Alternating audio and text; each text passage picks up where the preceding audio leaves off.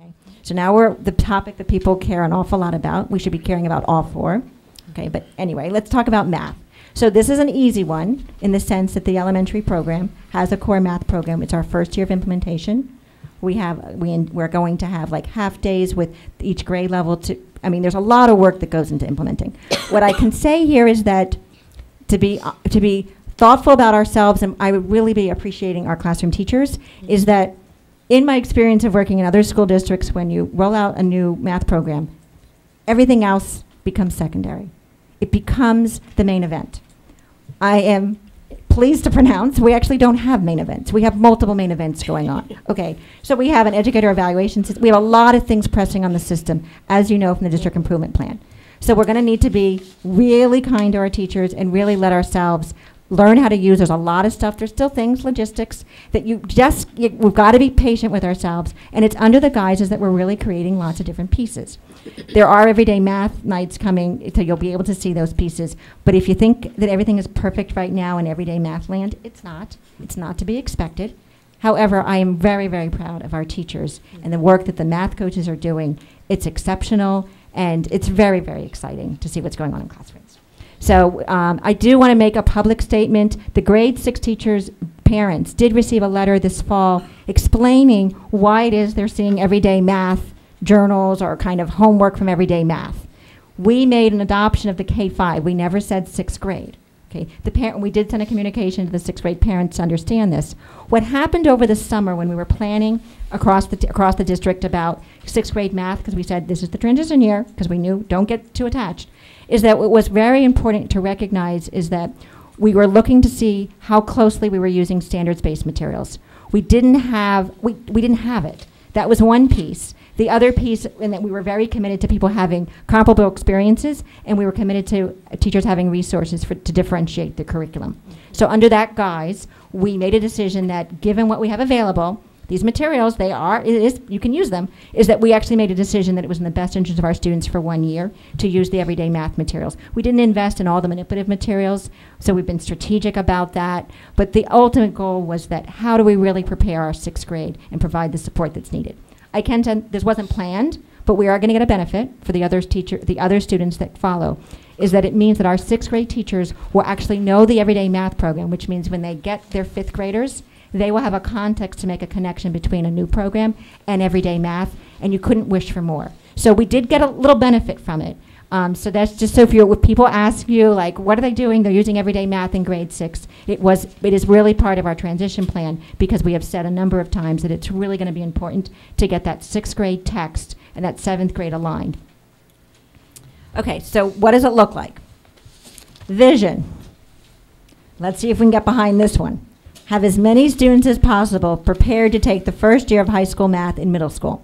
Okay, that's a vision. That doesn't happen overnight. It's the idea of access, is that if you have large numbers of students taking your first year of high school math in 8th grade, you've opened up the possibility for kids to take calculus in high school. It doesn't mean if you don't do it, you can't make it happen. But generally speaking, high-performing districts look for ways to increase, in 8th grade, that being a high school math class. So it's a vision, okay? We're not there yet, given we're working with lots of different skills and kind of the background, and we're also following the investigations curriculum, which had some things that didn't work for some students, because we're noticing in the upper grades there's content that kids are experiencing in middle school and high school that we don't know if it was studied. We think it was studied, but students didn't master some of that content at the elementary level because we're doing the intervention work now. So implication. When we go to look at materials, we should look at the math content for grade 6, 8. And because we're going to have to because that ultimately the vision is you put your 6, 8 content in grade 6 and 7. That frees kids up to take the high school math. So the high priority is the core math textbook would have grade 6, 8 standards, and it's to facilitate a transparent math curriculum for students, educators, and parents. That's our goal. That's what we're working on right now for the middle school. And I have amazing, amazing partners in this. Okay, so the questions to be asked right now is what is the current status of middle school math textbooks? To what extent are they aligned to the Common Core? Let's see what's out there. We also need to ask the question, how do other Massachusetts districts address middle school acceleration, honors, and academic support? And the third question is, to what extent are our students prepared to use the math textbooks? So it's pretty clear to me that our incoming 5th graders, because we're going to know exactly what they're doing, how to make a transition to a 6th grade text. The question that we don't know is how well prepared would our 6th grade students be for a like we don't know. We want to make sure we don't do this too quickly. So I can predict that we will have a budget that will be presented that will ask you for funds. Once we look, and this is only, like, we have to make sure we find something that's reasonable, is that we would put on a budget asking for text for grades 6 and 7, which is the Amherst budget and the regional budget. And we know we can implement, we would know, we position ourselves to do 6th grade, but the question is when we would begin to use 7th grade textbooks. Where I want to be thoughtful and methodical, and there are too many unknowns to know that. My job is to give you the budget so we know that if we're positioned, that we're not saying we didn't do it because we didn't put the resources there to do it. So let's look at the parallel math review for 8th grade, for the high school version. What do you know? Have as many students as possible prepared to take, and I'm going to say succeed, in advanced high school math courses. That's our goal. Okay, what does that mean? It means the K-12 math program needs to be highly coordinated and standards-based, and we need to provide supports for all students to succeed in math courses. That's how you have lots of kids succeed in high school math. So what is our priority? We've got to focus our professional development efforts on the Common Core standards and differentiation, and we've got to create the conditions for teacher collaboration. Now, how do we go about the math review? High school. It is important for us to begin the work of finding out what is the current status of high school math textbooks, and to what extent are they aligned to the Common Core.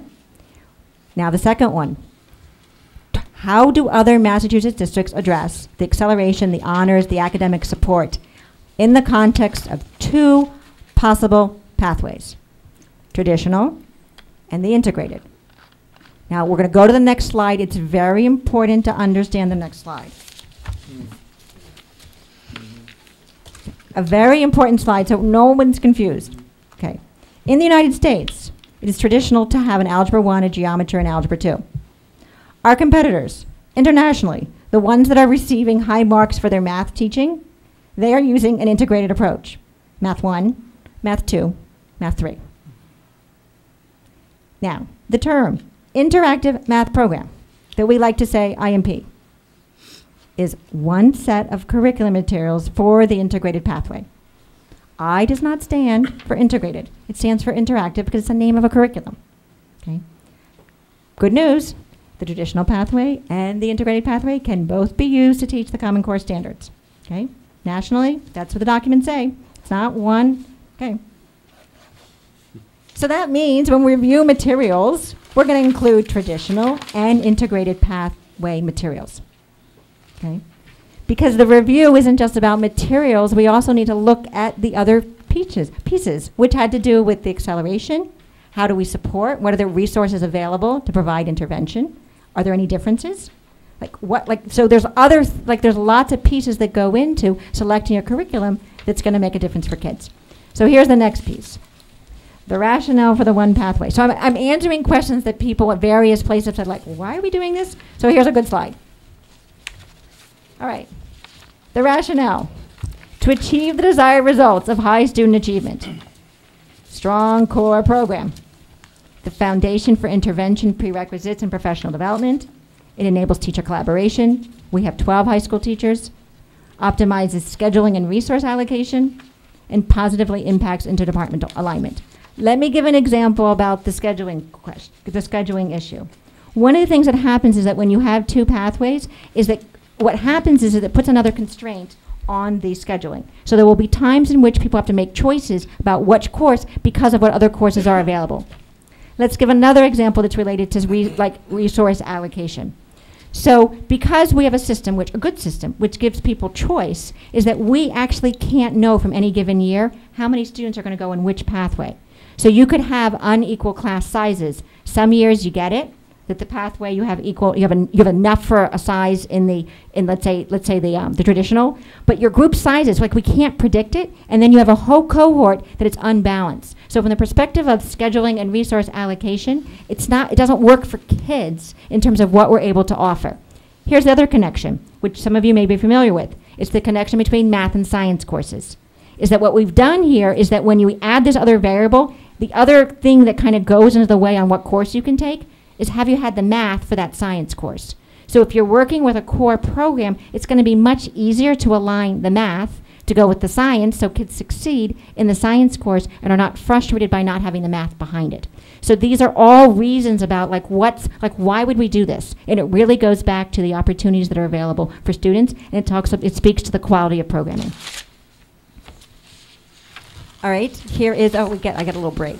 So the professional development component is that it's important to understand that us being in Western Massachusetts and the resources in our area are really they're unmatched in terms of, we have the Western Massachusetts Math Partnership. They're working right now on I think it's like a $9 million grant to try to create here an institution where we're collaborating on the quality of math education.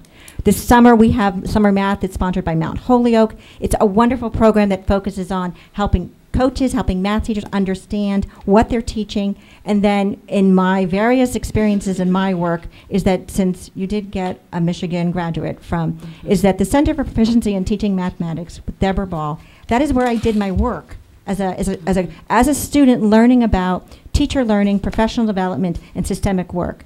So that is a place in which I feel very comfortable knowing that 10 years ago I was sitting with other people around the country, math educators, talking about those practice standards. Before they ended up in documents, we were sitting around trying to make sense of quality mathematics teaching. So it's very exciting to be in the field to see 10 years later it's actually part of regular discourse in the field of education.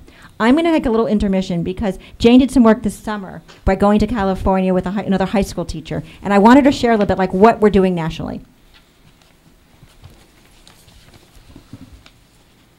So I hope you don't mind if I back up a little bit. We started looking at the Common Core about 2 years ago, and our work got interrupted with the time constraints around NEASC. So in June, we were given time at the close of school to come together as a department and again start our work looking at the Common Core content and practice standards.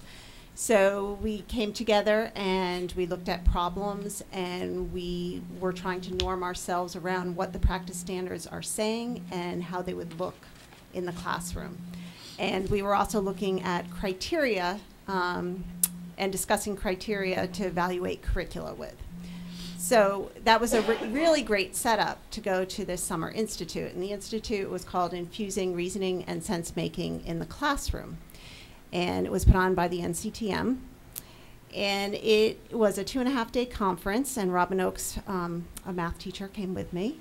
And it had keynote speakers, and they gave us broad strokes, the keynotes. They talked about paradigm shifts that we would have to make to implement the Common Core standards. And then we also were giving very practical information from some of the keynotes. For example, they talked about how to plan daily lessons, or incorporating the practice standards, what types of questions to ask, what kind of thinking you would have to do prior to doing the lesson. And we also did some lesson study. So we looked at transcripts from classrooms and discussed how the teacher was able to foster reasoning and sense making in that particular classroom. Then we would go into breakout sessions on a particular content area, such as algebra, and we would model what the students would be doing on a particular task in the classroom, and the instructor would model the type of questioning they would ask. The instructor would have us present our different strategies on how we went about it, and then we would have a discussion about the task, how it supported the practice standards and the content, and how we might be able to assess this in our classroom.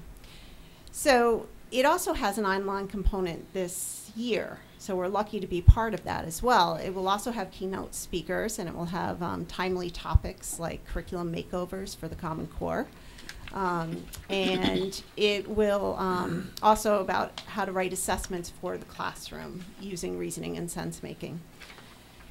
So it will also have workshops, which our department will be able to be part of. And so the idea is we will design tasks with the Common Core in mind, and we will try these tasks out in our classrooms, content specific. And then we will go online and we will discuss these tasks, and we will get feedback nationally from, so really good thinking from around the country. Thanks. So, and you'll see from the slides, and these will all be posted on the district website, but to get a sense about the quality of what's out there, here are just 2 examples of resources. So, as a summary, I would say that the model we're talking is a forward-looking. The system is moving quickly to establish the structures needed to support a continuous improvement model responsive to students, families, and educators, and that student decisions need to be thoughtful and centered on student needs. So I'm going to clarify what that looks like, and that is that focus on the K-12 learning continuum. It's the focus on access to a viable, coordinated, standards-based curriculum, which includes the focus on academic support, intervention, and my colleague, Dr. Faye Brady. And it's a really nice connection here, is that working very closely and working also thinking in this line of technology, how can we be using assistive technology and these new things that are coming out in the field to really fulfill the vision of what is it going to mean for all students to learn. The stakeholders' input is very important in teacher preparation. I'll talk a minute about the input. And then number 4 is an important one. It says clear implementation plans need to accompany proposed changes. And what I really want to speak to is that the things that we're talking about tonight, this is like setting a vision and a frame for how we do work. What's good change is when people understand along the way what's happening and they know what the plan is. Like, what is the implementation plan? So it's not like quick decision making. It's thoughtful, methodical. However, it doesn't take us 10 years to decide. It's like you kind of work at the pace of what do people need to have a well-informed decision. And the best parallel I can give is that when we worked with the everyday math materials, it was understanding from people what it is we needed to solve. And there was a high level of agreement that we needed something else to work with, and it was from that we could actually move forward on things. However, it's quite possible that it could take longer because we need to make sure that people really understand, like, what really needs to happen? What would it take? What are the resources? So that's part of kind of the watching and why the ebb and flow of the work, with a commitment to always that any students we have in front of us, it's there in school right now. So it's not really helpful to design something that says, oh yeah, in 3 years we're going to have a new math program. Because students are in the classrooms and there are reasons that we're raising things that we need to change. So we need to be always paying attention to, so what do we do right now? And then what do we build so that we have something very thoughtful? So transparency is a big piece. Information sharing, there are 3 everyday math nights that are coming up. There are coffees that will be scheduled with me at the secondary level. Several of the parent guardian organizations will kind of write and say, can you come visit? It's a great venue to can hear what parents are thinking about, what can we be doing. I would say that there is in this technology world is that since there are website resources, is that one of the things that we'll be looking in the teaching and learning office is how can we begin to organize the resources so that people have multiple ways to learn about this information. I consider this to be one venue. It's an important one. Thank you for videotaping. So, but the idea about what does it mean to help lots of different people to have access to what schools are doing. I'll be back again with colleagues in January, and we'll have definitely a kind of a check-in with May, June to see where we are with things. And of course, if there's something that needs immediate attention for people to be aware of, we would make sure that you're well informed. Here are resources. This is the park, and thank you.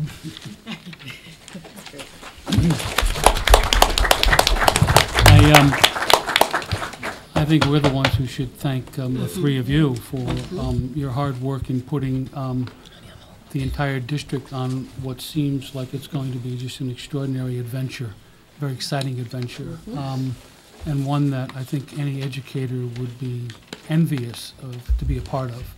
I also want to thank you, Rhonda, for one comment that you made connecting your work with the work of Faye Brady. And I think it's important that that underscores the initiative to truly work for all kids, and that umbrella is a very large umbrella, and it's an all-inclusive umbrella. And I think that's a very, very important thing to recognize. Just before we move to comments or questions from the committee, just a couple of quick things. I have asked, or will ask, the policy subcommittee at its next meeting to review policies IGA and policy IGA and policy IL to determine whether or not those policies as currently written either provide obstacles, unnecessary difficulties, or whether they're perfectly fine the way they are in terms of allowing Rhonda and her staff and colleagues to move forward on this initiative. So the policy subcommittee will be asked to look at those too. One other quick thing in light of a later item on the agenda, which is the superintendent's evaluation. Your presentation, I think, is clear demonstration of your extraordinary skill and expertise. And I think that it says a great deal about you personally and professionally, as well as your team. I think it also says a great deal about our superintendent. She was smart enough to select you. So I just want to stick that out there as well. I'm going to ask the committee for its approval of a kind of a question follow-up comment format, and then we can give everyone a chance to speak and then come around again if everyone wishes to go a second time, if that's okay with everyone. I'll begin with Anne Marie. Want to start? Can I just suggest, since not everybody may have questions ready, that maybe we just, rather than go in line, ask who wants to go has- first? Anyone want to go first? Lawrence. Thank you very much. Once again, a very impressive presentation. And this is a pretty simple question. At the elementary level, I want to applaud reintroducing social studies and science, because I am aware of quite a few districts across the state under pressure from MCAS that have let that go by. That's not an unusual, unfortunate situation. So my question is, with the 40 minutes or with the time that's reserved now, so what's the curriculum for that? Is it the state frameworks? Is it something that teachers are collaboratively designing? I think for a large part is that they are using some of the outdated materials that exist in the system. The other piece is that given that there's a recognition about improving the amount of nonfiction text, so it really kind of what it's actually doing is actually putting a place to begin to look more closely at that. Another thing that the district has done is that we allocated resources to something that, like the weekly readers and the Scholastic, those are texts that are written in a particular way for youngsters to make connections with the world. So we moved away from the situation where we had, in some places where parents were making donations, some teachers were paying for it out of their pocket, and it was really a way, kind of like a quick way to start to get some texts that have already been vetted in a quality, and then because we recognized with the science piece, and it's focusing on vocabulary, like the academic, we recognize, like, first half, when the other piece was to acknowledge, since they'd be focusing on math, is that it's important that you kind of stagger the new things, or it'll sit on a shelf. So there's somewhat of a little bit of a kind of like how to do this in a way, but the teachers are very appreciative of having the time, and in a way what it also allowed is that we've been using the Teachers College frame for thinking about organizing our Readers and Writers Workshop. So it kind of gave a little bit more boundary to say, yes to your Readers and Writers Workshop, and yes, work with kids to study nonfiction texts. Yeah. Thank you. Lawrence, follow-up? No? No. Rob? Quick question about as you go forward in looking at the possibility of one math pathway in the high school versus the two that we have right now. Do you know of examples in Massachusetts or in our other comparison districts, such as MSAN district, of any districts that have moved toward only an integrative pathway and not having the traditional at all, but have gone to purely integrative as a pathway? That's part of what we would do in terms of our search to see kind of what the different high schools are doing. So that's exactly the right question. Trevor? I want to echo the Herculean work that you've done. I first met you when we sat together on the now defunct science curriculum committee. And I want to say to the chairperson, we might want to look at the policies, the policy to put that in place.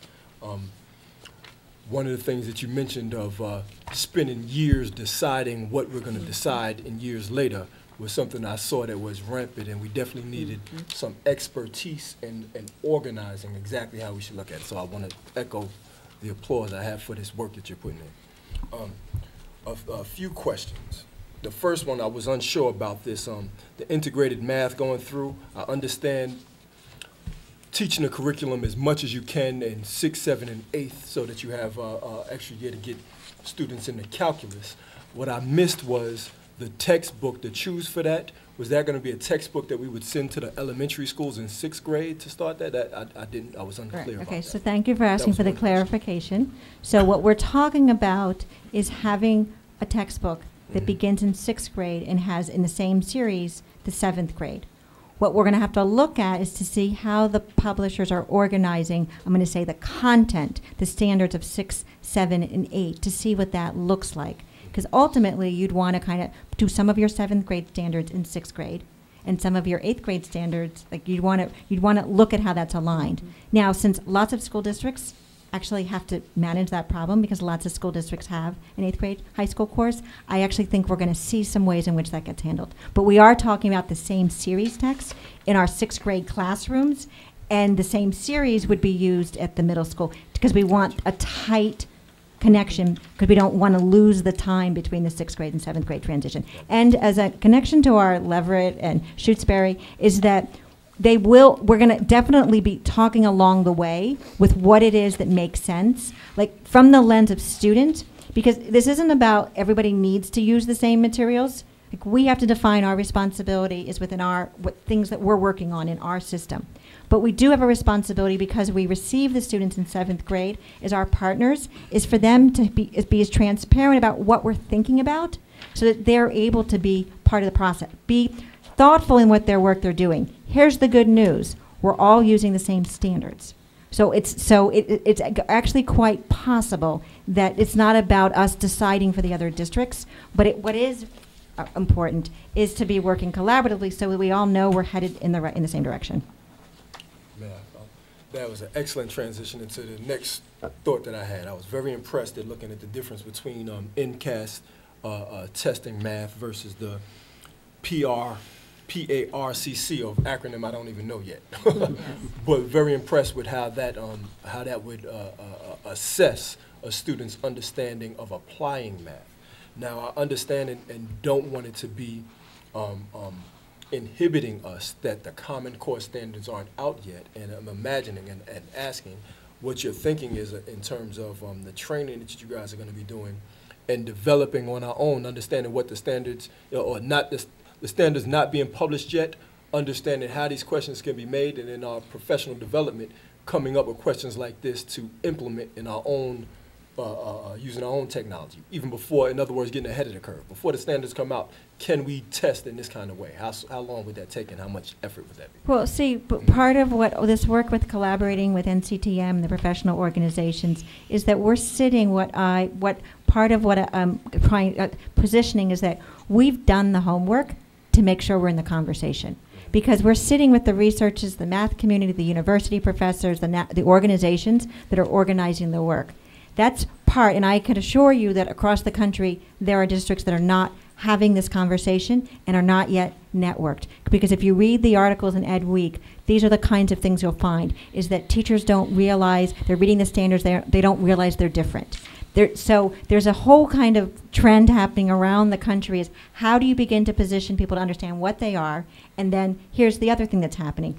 The publishers have a very strong interest to actually produce really quality work because they have the potential for a market that's never been available to them before, which is the entire country. So part of what's happening is that we're finding the quality of what people are putting out there is much higher because that's the kind of the innovative piece that's happening in the field. So our job and part of what we spend our time doing is making sure that we're in the group of people that are working closely with PARC, because PARC is working with the Math University folks. So in that way, because we don't need, what the system allows us to do is not to create our own, but to actually take whatever examples are available, and you can watch to see who are the teams of people that are working and providing the consulting. So it isn't so much of a mystery, it's more of how do we take this new knowledge and within the constraints of school districts, our number one resource, we have our students, it's really an issue of time. The number one issue in our field about moving the systems forward has to do with the professional time that teachers have to work and collaborate and learn. We know on national studies in Japan, teachers are spending 3 hours out of their professional day to do this work. There is no surprise as to why the United States is not competing, is not showing up on the national exams. It's because we've organized our commitment in education has been so under-resourced in the area of professional learning, that we're working under very trying conditions. Like, to imagine the work that I just put out there, what I have to figure out is how do you manage that work when I can probably predict maybe I can get with that social studies committee, that group, that social studies work, I'll probably get, if I'm lucky, with resources and times and life, with people's lives, probably 10 hours, probably 1 hour meetings, an hour and a half, 10 times. We've got to figure out how to use those meetings strategically and have different subgroups of people working on tasks. Highly complicated. But the real thing in the field is that districts are being asked, for very good reasons, to redesign themselves. But what people don't recognize is that within these institutions, for lots of good reasons, the way we built them, there's very little time to do the work. So that's why we have to be very strategic and thoughtful and allow, it's very also organic. Because the other thing you'll find from this work is that you will be most successful is, in fact, you work with the teachers from the very beginning to help work on the problems. So in that context, that's the organic. It is not a doing to, which was my connection to the curriculum mapping, is that we would not go by curriculum mapping and say, teachers, let's go do curriculum mapping. I can guarantee you in this country, lots and lots of districts did that, and they did it in the 1980s, some did in the 1990s. We didn't necessarily get all the benefits of the curriculum mapping. So we're positioned with great leadership, great partners here. We're actually well positioned to do anything that we want to do it well. But it is complicated, there's no question about it, and the resource is time and collaboration. Kathy? Thank you. Thank you for your great questions. Thank you. I want to thank all three of you. I echo what other people have said in terms of the amount of incredible work that you have all done, and your teams and the teachers and the administrators, to work towards allowing all our students to achieve to the best of their abilities. I mean, I really see that as the focus, one of the main focuses of this work. So I appreciate that, and I also just love the idea of looking at it in a K-12 way, connecting each grade in a way that's very meaningful. I do have one question about bringing high school math down to the middle school. So when I think about it from a developmental level, I know that a lot of kids can memorize a lot of things, but it doesn't always mean that they are taking things in conceptually, because there's such a wide variance in terms of cognitive development, particularly in middle school. So I'm wondering how that understanding of kids' development is being incorporated into looking at basically moving upper grade math down, all the way down to 6th grade. Okay, so some clarifications. It's my understanding, I didn't check the data, but roughly 40% of our students currently are taking high school math in our middle school. Okay, so one of the things we're really looking at is actually to do with access. So that's one piece. The other thing is I want people to consider or think about a pathway. I want us to think about a highway. So a highway has lots of ways in which you get on a highway and lots of ways you exit. So one of the reasons why it's really important to learn more from how different school districts organize, how do we do honors, how do we accelerate, like what are the practices that we know about it, is that we want to think about building a highway that leaves the space that it would be possible. For example, what some districts do is they take that high school math course and they might have a version where they take it for a longer period of time, and then they might have double up on math. So it allows the possibility for kids to be able to take that calculus course. But it doesn't mean that I need everyone in the system. And in fact, one of the reasons why I said I don't quite know whether that 7th grade textbook is the right thing in the fall is that if the students aren't ready, or let's say our teachers, we haven't been able to organize the professional development. We found the best texts, but the professional development can't happen until September. It would not be a good idea to put in a new text with kids that are challenged by it, with teachers learning to use the materials. So you kind of want to build it in a way that we know we're going to get a home run. Like one of the things that I feel very good about in my work in different districts is that I'm a little humbled by this, but any initiative that I've put together, it's still there because the work happened on the front end. And it's far too common in public school settings that we actually make the decisions, we put all the effort on what are we going to do, and then it gets implemented. What I'd like to suggest is that the work is really on if we're thinking about this idea, what would it look like if we implemented it, and what would be all the ramifications? Because if you do that thoughtful work on the front end, you hit your target. So that's that's where the work is right now, is there's a lot of thinking to figure out, like, what are the different options and what are the things we need to navigate, which is one of the reasons why, because we're going to think, like, where do parents fit in here? Wait a minute, this school system, they have all these things organized, but where are the parents? So I want to say is that one of the things that's very important in our work right now is that we're getting feedback and input about what's going on from the lens of parents. You want to do that at the onset. You don't want to have those conversations after we've done all this work. And I have to say, the parallel is when we did the everyday math work, the only reason it happened was because we had information and data about what the parents were saying, what they were noticing, and what their concerns were. So this is the time. We're not going to do all our work and then ask the parents, what do we think? We're actually going to do it with them and say, what do you think and what do you notice are challenges and what have been your experiences? Because we have a number of parents in our community who have been in the elementary, the middle school, and the high school, and they bring a wealth of knowledge about what they experience from the lens of student. Those stories are terribly, terribly important because we can design it from students if we're actually using that kind of input from the very beginning. Thank you. Yep. Shabazz. Yes, thank you. If we look across the K-12 arc with our MCAS scores, and we see that, and thinking of this comprehensive assessment tool diagnostically, we see our lowest performing areas in grade level 7 math and grade level 8 science, technology, engineering. This is especially acute for ELL, low income, high needs, and other various subgroups. How will these curricular changes particularly address that diagnostic valley, using the tool diagnostically? Will it address that valley? Is it likely to have no impact on that valley, and if so, how, in what way? So one of the questions that we want to ask ourselves is, how quickly are we going to see the results? Because the reality is the things that we're talking about, having a standards-based curriculum in all 4 content areas at the elementary doesn't exist. The closest thing we have is 2 months in math. Okay, so the reality is that we are in a liability. Okay, we have students who have been in our system and they didn't have the benefit of that foundational learning at the elementary level. So it's going to be upon us, and it's going to cost us money. But we're going to have to put resources in the middle school and at the high school level to manage that we have kids that don't have the did not develop the foundational skills because of school. I would say because of schools. Because it's the school's responsibility, it's our responsibility to create the conditions for kids to learn in schools. So if we have groups and populations of kids, students who haven't learned, it's like, what could we be doing differently?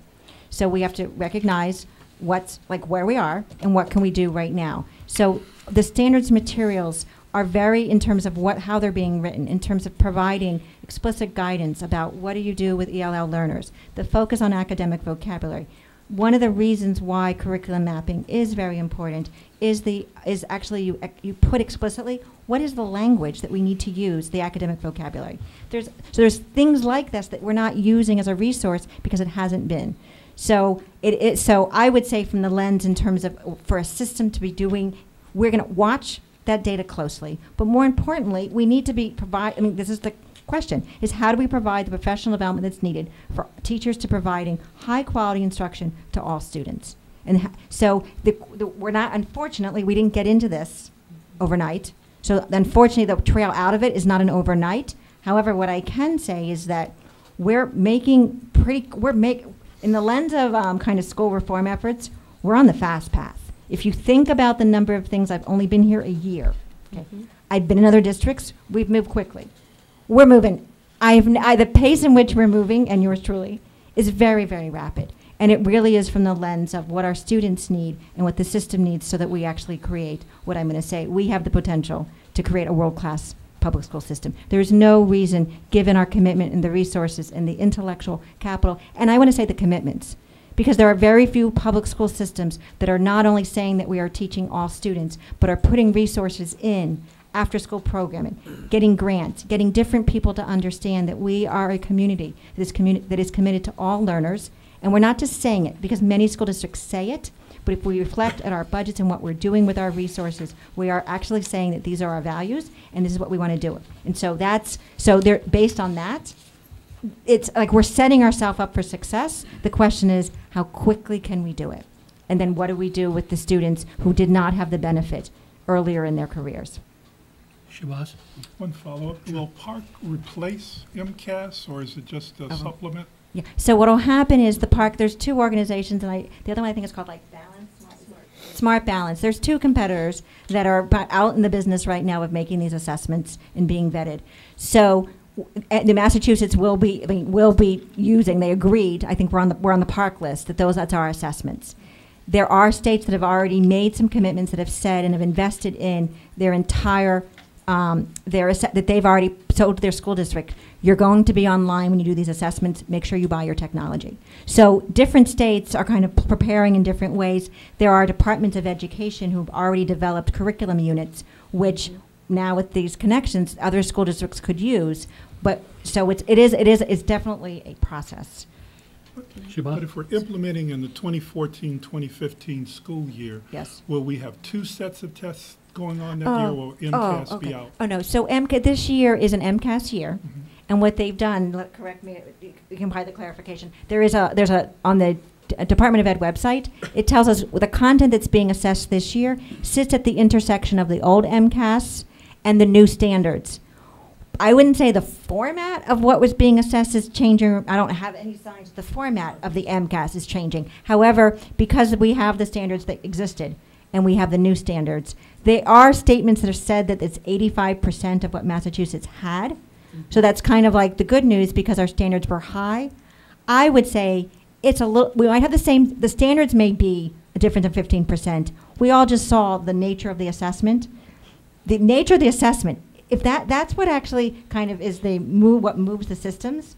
So the assessments are so important to be paying attention to because the standards only tell us the what.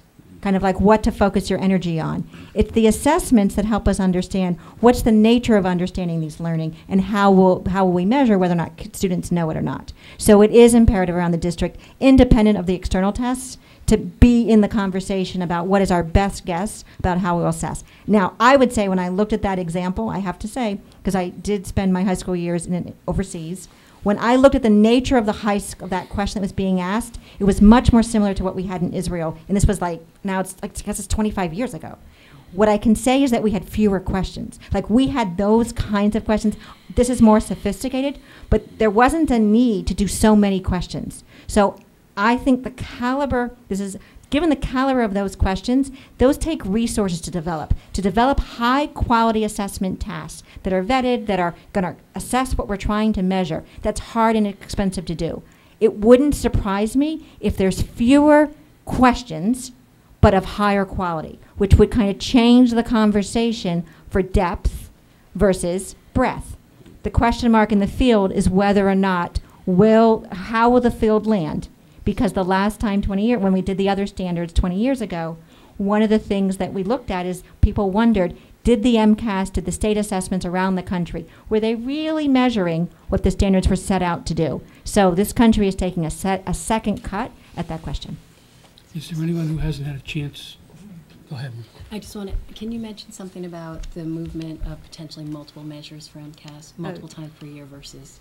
The multiple times per year? Yeah, I think that's important, just that is part of the conversation. So I don't have the exact specifics, but the MCAS, the environment in which is that there would be multiple measures and that they online at different points in the year, correct? Yes. So the whole notion about what it's going to mean to assess student learning is changing from the way in which we've envisioned kind of assessment. Thank you. Anyone who has not had a chance yet? Yeah. I just wanted to say thank you and that it was extremely thoughtful, and I appreciate that you're being realistic in implementation of things like everyday math, that it has to be something that teachers can do.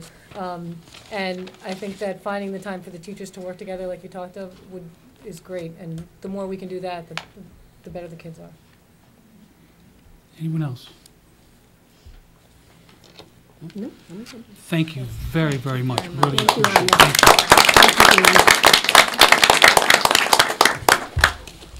it. We're going to move on to the, what was the third item on the agenda is now the second. I'm going to ask Maria to speak to her proposal. And then I'm going to ask from the committee a motion on that proposal. And then I'm going to ask people to speak either in favor of or against the motion. I think given the amount of information that people have requested, have received over the last 2 years, I think we are ready to take a position up or down on the proposal. So Maria, would you please make your presentation? Of course. So what I was going to provide for the committee, for people who have been here for various lengths of time, was just to give a little bit of the chronology of how we entered into this conversation and kind of where I am at this moment, and then I step away and let the committee do its work of having the hard conversation. So we began in this conversation, it's been over 2 years now, formally. The school committee in September 2010 voted to create a task force to review the pros and cons of changing to a later start time for our secondary students. The task force was created, included parents, teachers, the facilities director, representatives from human resources, principals, athletic director, school committee members. They were charged with reviewing the research, with considering possible options, and to gather stakeholder input. At that time, they conducted 4 surveys. They reviewed the research, the financial impact. They considered transportation, the impact on transportation, athletics, the elementary school, the effects on elementary school schedules, and any contractual bargaining issues. Sorry, I have my back to you guys. So the report from this committee was completed on April 15th, 2011, and was presented to the school committee on the 25th of October 2011 for discussion. We also provided an update on December 7th, 2011, where we were asked to really look at some public forums, to gather some additional information regarding the impact on income-eligible families. We were asked by the committee to specifically reach out by phone to income-eligible families for their input. At that time, Dr. Guevara of the Office of Student Achievement and Equity gathered this input by phone calls. They, at that time, asked specifically the effects on families, and this was not, I think, included in your packet. So at that point, 65.7% of the 140 respondents said it would be the same or better for their family at the elementary schools if they started at around an 8:15 start time and ended at 2:40. Of 85 respondents at the secondary level, 73% said it would be the same or better for their family if the middle or high school started at 9 o'clock. So that was that update. We also had an additional update on April 24th, 2012. We had at that point 4 public forums where we had staff presenting information, and parents and community were able to come and share their opinion as well as to ask questions. At that meeting on the 24th, when we shared the feedback from those forums, the school committee was asked to raise any additional information that they'd like to receive prior to making this decision, recognizing that this was a very complex issue and we wanted to make sure you had everything that you needed. We brainstormed at that point, and people came up with additional information, primarily around the issues of athletics as well as transportation. So we, as the administrative team, went back to gather some additional information for the committee. Since that meeting, we have gathered the detailed information regarding athletics and transportation costs, which were looked at related to 3 different options. One was related to students at the elementary and secondary school starting around the same time, between 8 and 8:30. One option was really looking at transportation, where you had still the distinction of elementary students riding on a bus separately from the secondary students. And then we looked at it again with having K through 12 on the same buses with monitors. And we also looked at the option that we've been discussing, which was roughly the 9 o'clock start time for the secondary students. We had multiple meetings after that point with, I think, 2 meetings with school committee chairs to go over this information that we had compiled, to talk about any information that was missing, as well as the format of the presentation that was sent to the school committee a week ago. So the school committee received the 3 different options as well as the backup data for their decision. And some of the data was regarding who was attending, how many students would be impacted by the potential cuts in athletics. And people really wanted to know more complex information regarding the numbers of students and who was enrolled in those sports. So we also, over the past week, received additional questions from some school committee members saying, you know, answer these couple questions, and then I feel like I have the full info.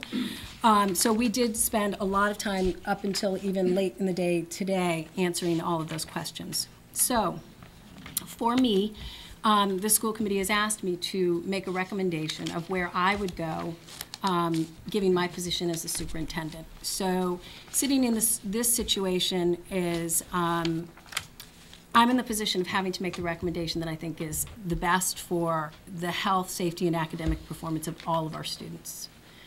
It's always really compelling and it's really hard, and we've had these conversations over multiple years with various things when they've had to be removed or cut, and it's painful to watch students and family members to come forward and advocate. So none of this goes with an easy recommendation on my part.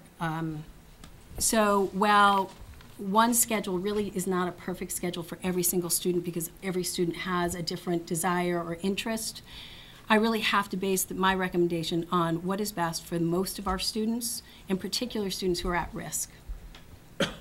So we do currently do a wonderful job for most students, as someone mentioned about. We have many students going to wonderful colleges, and we have to be real with the fact that we do not meet the needs of all of our students. We have substantial gaps that some school committee members have mentioned and we've talked about over the past few months here when we're looking at our current performance, and we have to really look at what are the high leverage changes we will make to make a difference for those students in addition to the rest of the students who are connected to athletics. So we know we've made the assumption, had the assumption based on all the research our group has sat with for 2 years, that we feel and understand well that there's a variety of mental health and physical health issues that are negatively affected by being sleep deprived. We recognize the literature around the circadian rhythms and when students naturally, their bodies would naturally go to bed and naturally wake up, which is between 11 p.m. at night and 8 o'clock in the morning. Our school start time is not consistent with this research. So that's where I sit. So I've considered the feedback from staff, families, various stakeholders for over 2 years. And while this is a really complicated issue, and quite honestly, it would have been a heck of a lot easier for me to turn around and walk away from the issue because there are many, many important things in our district right now.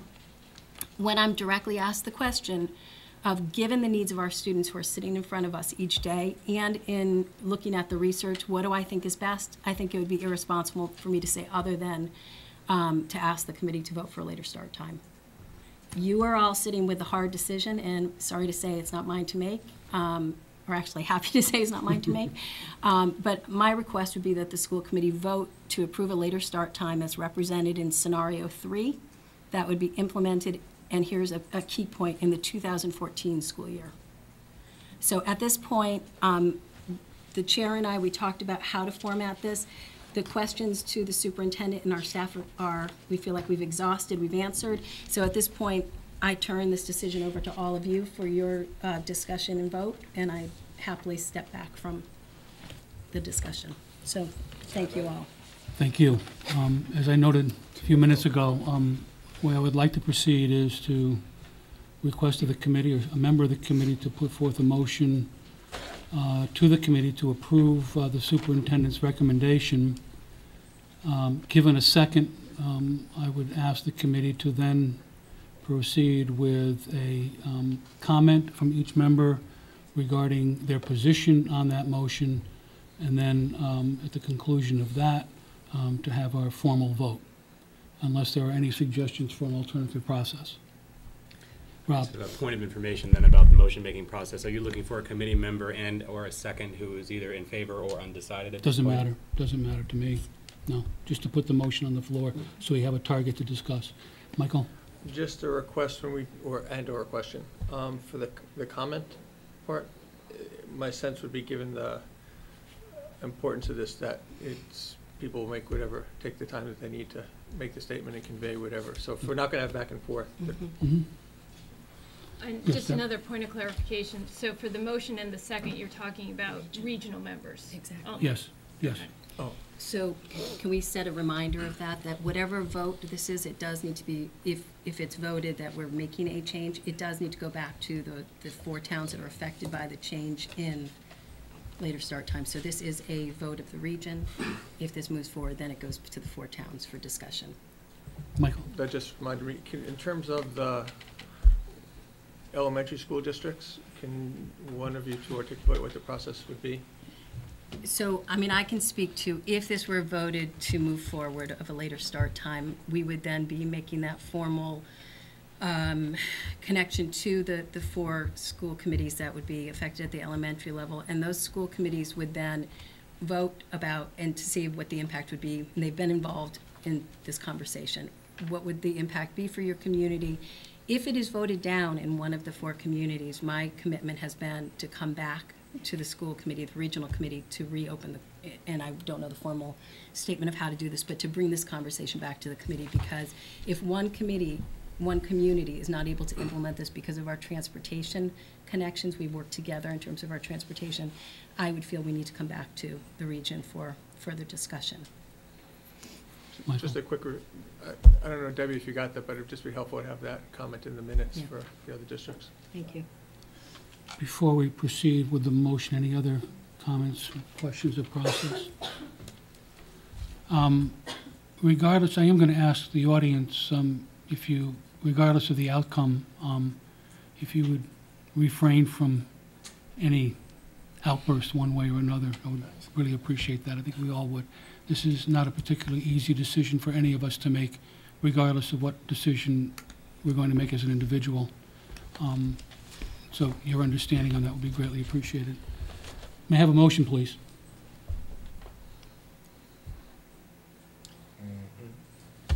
I move to accept the superintendent's recommendation to vote in favor of a later start time. Is there a second? I'll second. There has been a second. So the motion is before us to vote on the proposal presented by the superintendent. Who would like to begin with a comment, yea or nay? You want to start down the list, or we just, Excuse me? are we going down the line? Any way you'd like.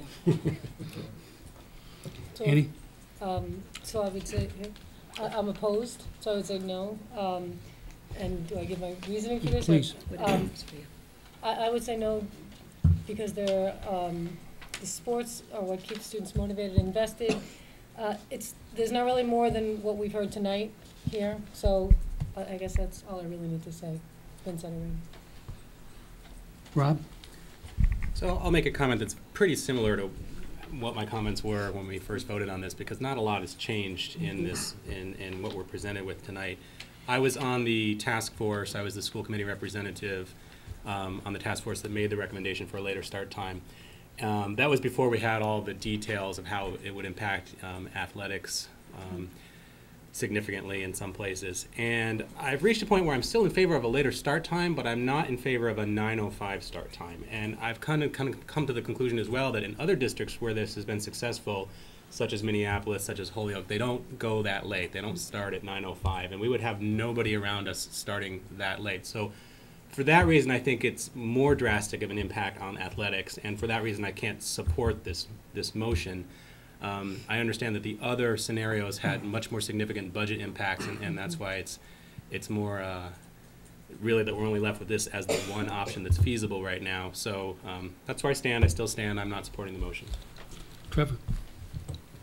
So, I get right to the point. I'm a no vote on this.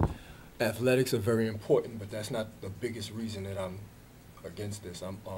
The argument that this would adversely affect the least or the most vulnerable people in our community weighs much heavier on me. I applaud the efforts we are and the strides we're making in our community, and it's a lot of moving parts, a lot of things we're doing. You know, what Rhonda talked about is a Herculean task that requires a lot of our effort. We have some other things that are moving parts, and we need to focus on those things that I think would get a lot more bang for the buck in terms of improving our schools than wishing and hoping and praying that if they just woke up later, everything would be all right. I don't knock the superintendent for proposing this. We pay her to consider the majority of our students. But as a school board person, unpaid, I can rely on my values. I can rely on my values and be judged by how I treat the least of our students. Not just the majority, but the least. If this is going to adversely affect the least of our students, I can't be for it. Thank you. Lawrence? I am also opposed to it. And my big concern is someone earlier had said that, you know, some opposition is rooted in change. And I don't think that's true at all. I think actually our district has gone through a tremendous amount of change in the last few years. At the elementary level, we've closed an elementary school. We've redistricted a significant portion of our students. We've had administrative changes. I think we have a phenomenal plan. Maria and her leadership team have, we had a proposal 2 weeks ago for the district improvement plan that is gigantic. It's absolutely wonderful. And I think that we need to focus on that, and I'm concerned that another change like this is just adding, and it's almost initiative overload, so I am in opposition. Catherine? So I appreciate all your thoughtfulness about this issue. I appreciate the audience's thoughtfulness about this issue. I think there are a lot of people who are not here to represent themselves. And as Rhonda and her team were presenting, what struck me again was that the committee's focus, the district's focus, the community's focus over the last year, year and a half, has been to create a school district that meets the needs of all students. And I believe that a later start at the secondary level meets the needs of all students, or most students, particularly the students who are challenged, particularly students who we have left behind in this district.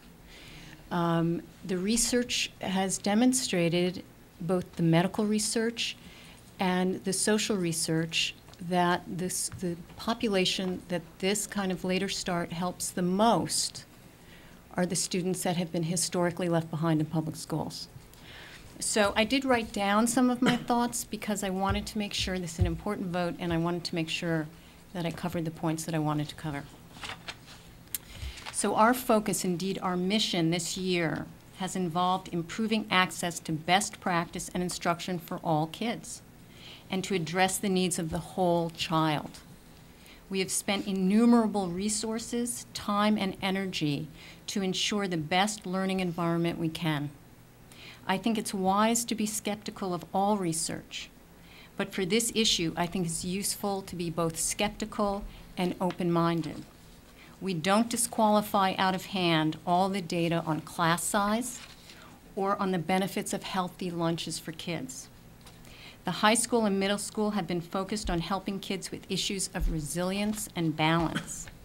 Couple that with the medical research on sleep cycles in adolescents, we know now that getting 6 to 7 hours of sleep a night is a setup for failure for many, if not most, of all our students beginning the day. Some studies suggest that a sleep-deprived adolescent in school has the equivalent disadvantage of putting them in a classroom with an ineffective teacher. We as adults in this district would never find this tolerable. Some letters I read suggest that we are doing away with sports. It's just not true. Of course, there will be sacrifices, and our goal as a committee should be to mitigate those changes as much as we can. But it is also our goal to do the best for the most. As a school committee member, I feel it is my mandate to try to represent all students. The research, both medical and social, shows that students later start helps the most are the economically and academically challenged. Isn't it our mission this year to work on closing the achievement gap? Something that we have talked about doing for years. I think this would be a significant step in that direction. So I would vote yes. Thank you. Michael? In a similar vein, I wrote down just a bunch of thoughts, then I'll get to where I stand. But I think as I played this out... Keep us in suspense. Yeah, well, I don't know about that. But, and I would say, even though I haven't been on the committee for all that long, we've been thinking about it in Shutesbury for 2 years, so I've been thinking about it for quite a long time. I do feel like it's our responsibility as a school committee to think about all and most of the kids. And so for me, it's what's the greatest impact on the greatest number. And I would say, having read all the materials and emails and stuff, that despite claims, I think due diligence has definitely been served, volunteer-wise, staff-wise, that people have put lots of thought and effort over years to try to get the effort. And I think, you know, there's critique sometimes in the district about there's too much administration. But trying to get this information, you know, it's just a huge task, and we're doing all this other stuff. So the core responsibility, I would say, is that for us as schools, is to maximize learning. I mean, that's the fundamental task that we're responsible for. There's other stuff that are important, but I think core to what we're supposed to do is maximize learning. I personally believe physical activity, mental health, physical health are important, and those, you know, that's true for everybody, definitely for students, and it can be achieved in different ways. So there's not one way to achieve that, but I would just want to say I do think that's important. And getting to Zach's point, I mean, obesity is a huge issue among other things, and development of community, et cetera. I think everyone's trying their best. I don't think there's any hidden agenda to hurt kids or families, which I think maybe be a subtext, but that seems sort of, doesn't make sense to me. We're all here trying to do the best. My observation is that U.S. adult society is too sleep deprived and too stressed out, and that if we can avoid replicating that for youngsters, that would be a good thing. That we're actually supposed to be changing the paradigm for all of us, and that just saying we do it so you do it is not acceptable to me. Important in terms of some of the follow-up stuff I asked for the superintendent, not all sports are equal. I think the last time we discussed this a few months ago, we lumped sports together. Athletics is an athletic program. And for me, there's two different things. One is there's difference in terms of equity, access, and cost. There's different levels of entry for some sports. There's different kinds of access for some sports, and I think differentiating teams and what the sports are is really critical to think about, given our larger discussions about equity. And I think the other one is to look at, in the age of limited resources, how many students are participating on teams and how many other districts are offering them. So, for example, there's 2 teams that were being discussed where there's only 2 other districts in our entire league of, I think, 35 districts that are offering them. You know, and it begs the question, in an age where we're willing to cut German a couple of years ago, you have to look at teams. And yes, it will help an individual, but from a system perspective, we have to make hard decisions. That's our job, and looking at where we place resources. So I think that's, we have to disaggregate the discussion about athletics, no matter how we're going forward. I think there's just things that, there is such a thing as being too programmed. I salute, you know, students that are doing lots of different things, but there is also a point that, you know, maybe that has to get looked at. I believe all changes will bring family schedule adjustments. And the current situation, families are having challenges in terms of, whatever the status quo is and whatever the change will be, families will be challenged in terms of coverage, jobs, schedules, et cetera. It just is. No one will ever get 100%. So it is now, and it will be if we changed. As a value, I think family cohesion is important. And again, that will get either impacted in the status quo by having less cohesion and with changes. But I think as a value, you know, that's something that should be put on the table. That's something that helps individuals grow to be good human beings.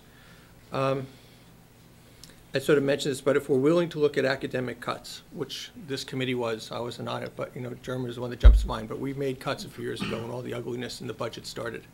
That if we're looking at academic, which is our core, we have to be looking at everything else as well, that nothing is sacrosanct.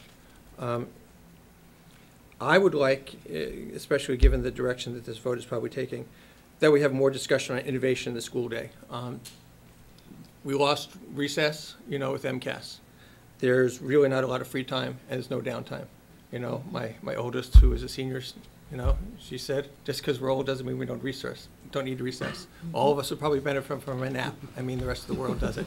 We should have real good discussions. If we're going to preserve the school day, how do we create sanity within the school day so we're not just having 4-minute changes in classes from one to another and don't talk? That just doesn't make sense. For Shutesbury and Leverett, this is being the Shutesbury representative. I just want to point out, and I pointed out last time, there are 5 buses that have pickups before 7 a.m. The first one is 6:25. So as we keep the status quo, if you have to get on the bus, imagine you're getting on the bus at 6:25. When are you waking up? 5 something. So 5 days a week, you're waking up at 5 something to get on the bus at 6:25. I think from a systematic perspective, that's wrong to ask any kid in any family to do. If you backtrack to family cohesion or anything like that, there's one letter that we got where someone was talking about waking up in the dark by themselves and eating cold cereal because everyone else was sleeping.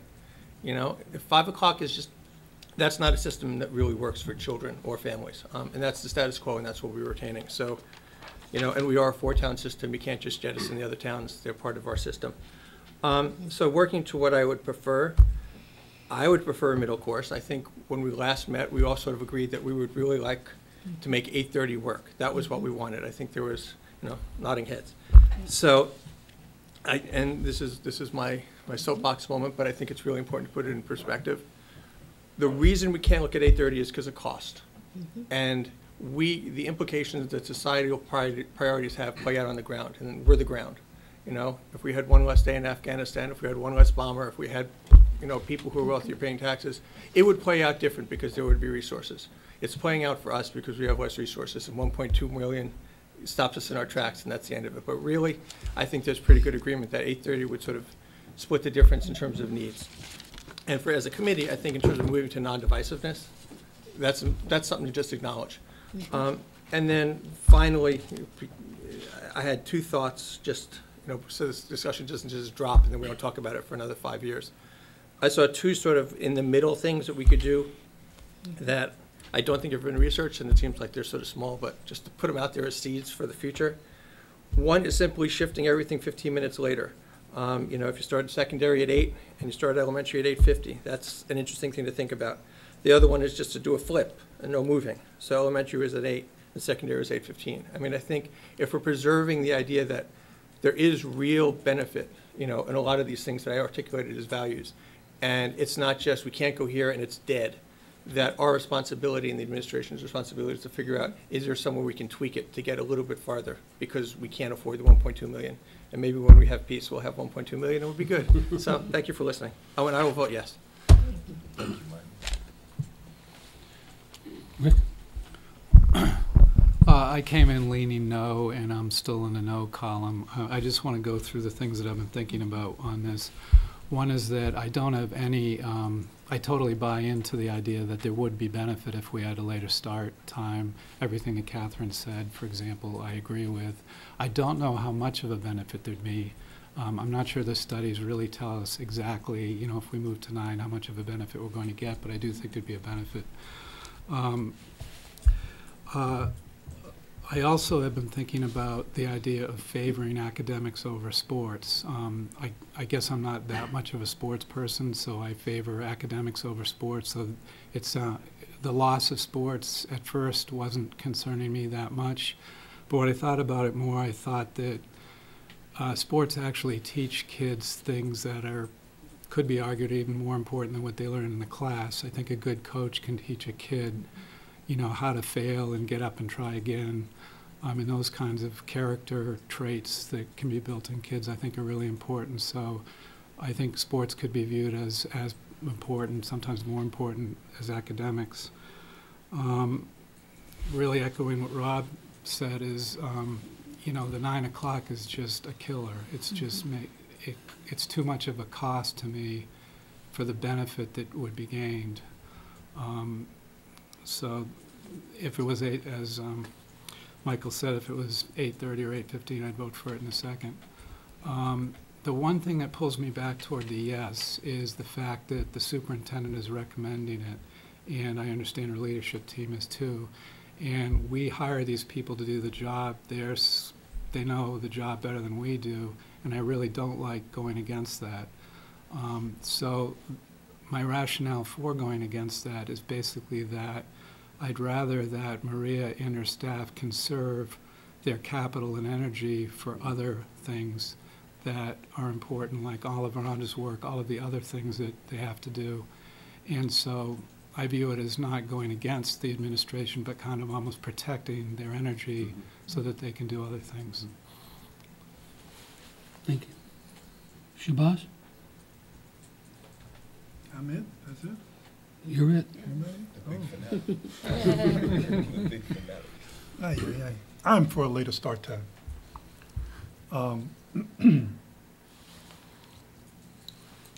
I was also for scenario B.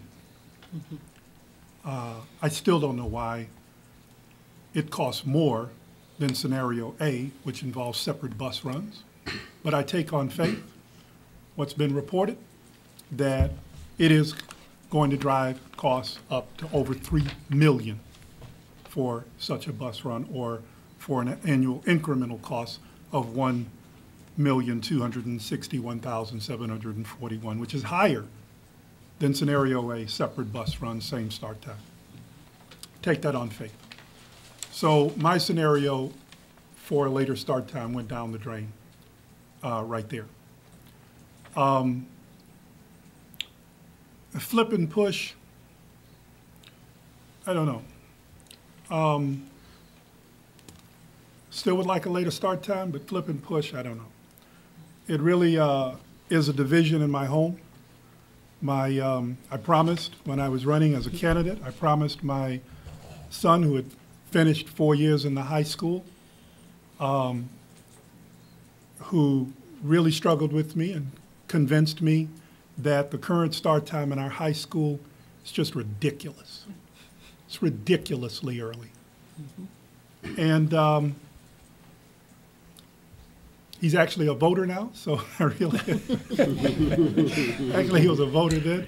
But, you know, I'd love to keep that promise to him, to continue to support a later start time. But then on the other side, with flip and push, I have a second grader. And when he started hearing all of this, and we talk about getting him to be able to analyze issues at that age, he's analyzed their dad. Yo, are you gonna do me like that? He's like, this will be ridiculous for me. You know, we already, our uptime is 6:30, so that he can be on that bus down in South Amherst to get him to school. So with this, with now a start time of 8:10, we're talking moving toward 6, extra 30 minutes, cutting off his sleep time.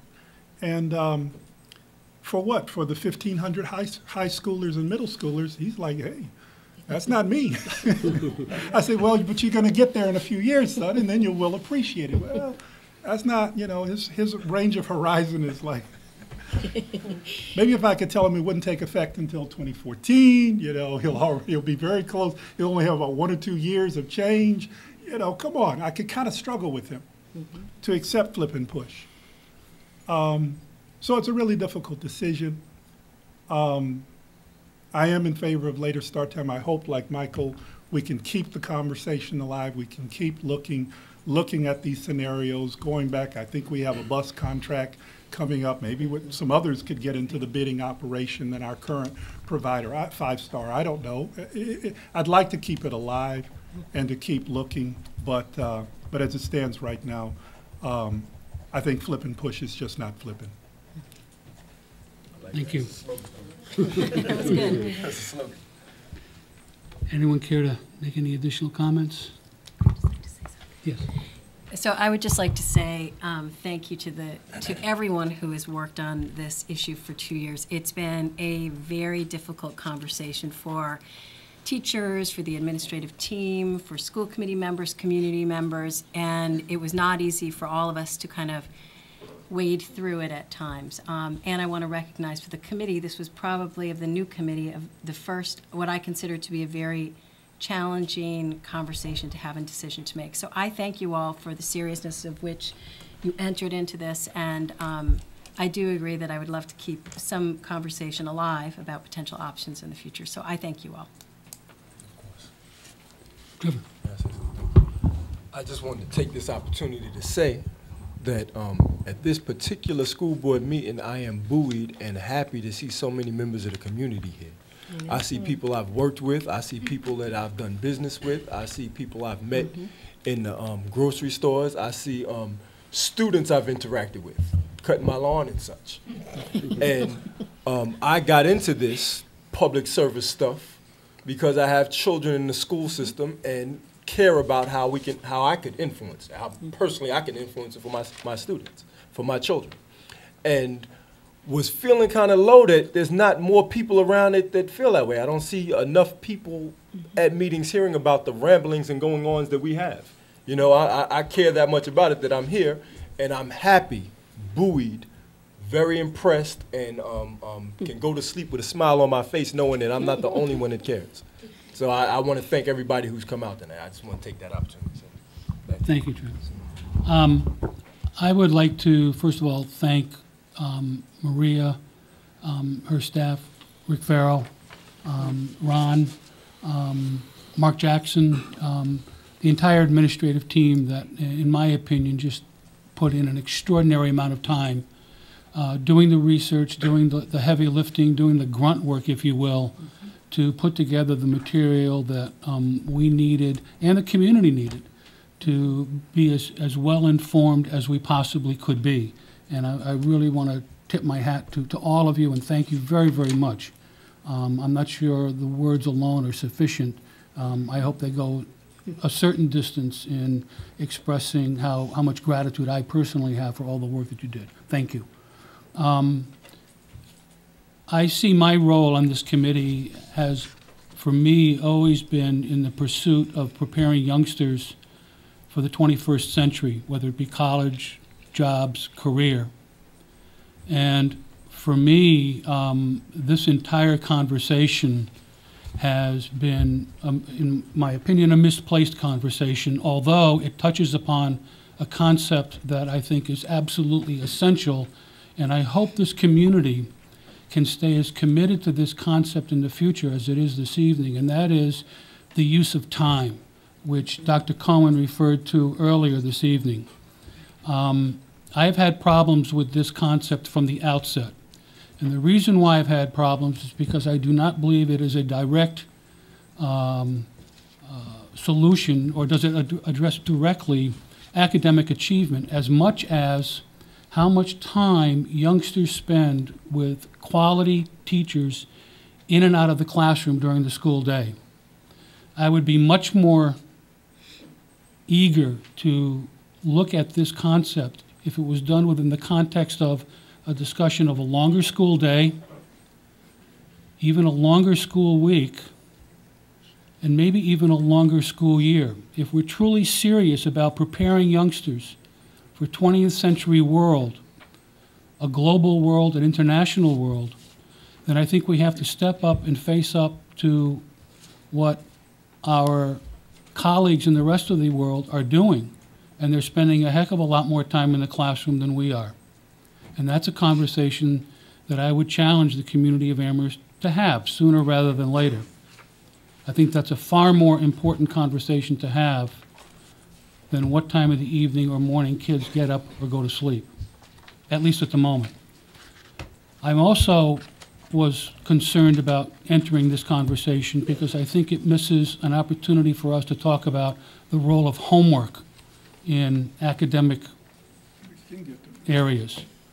I would be curious to hear in the future from Dr. Cohen what role she believes homework should play in the scenario for 21st century education.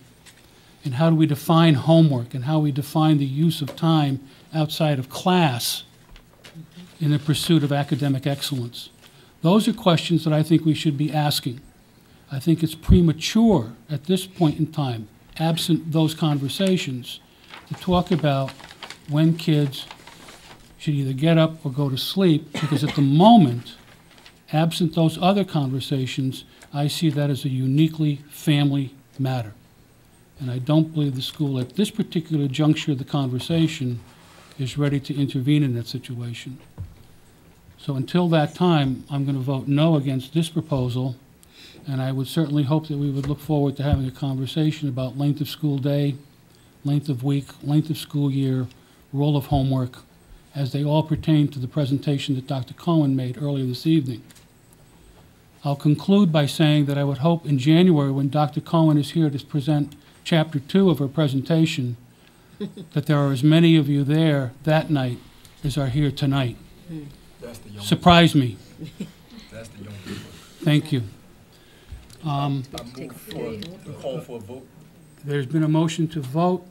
All those in favor of supporting the proposal as presented by the superintendent, please signify by saying aye.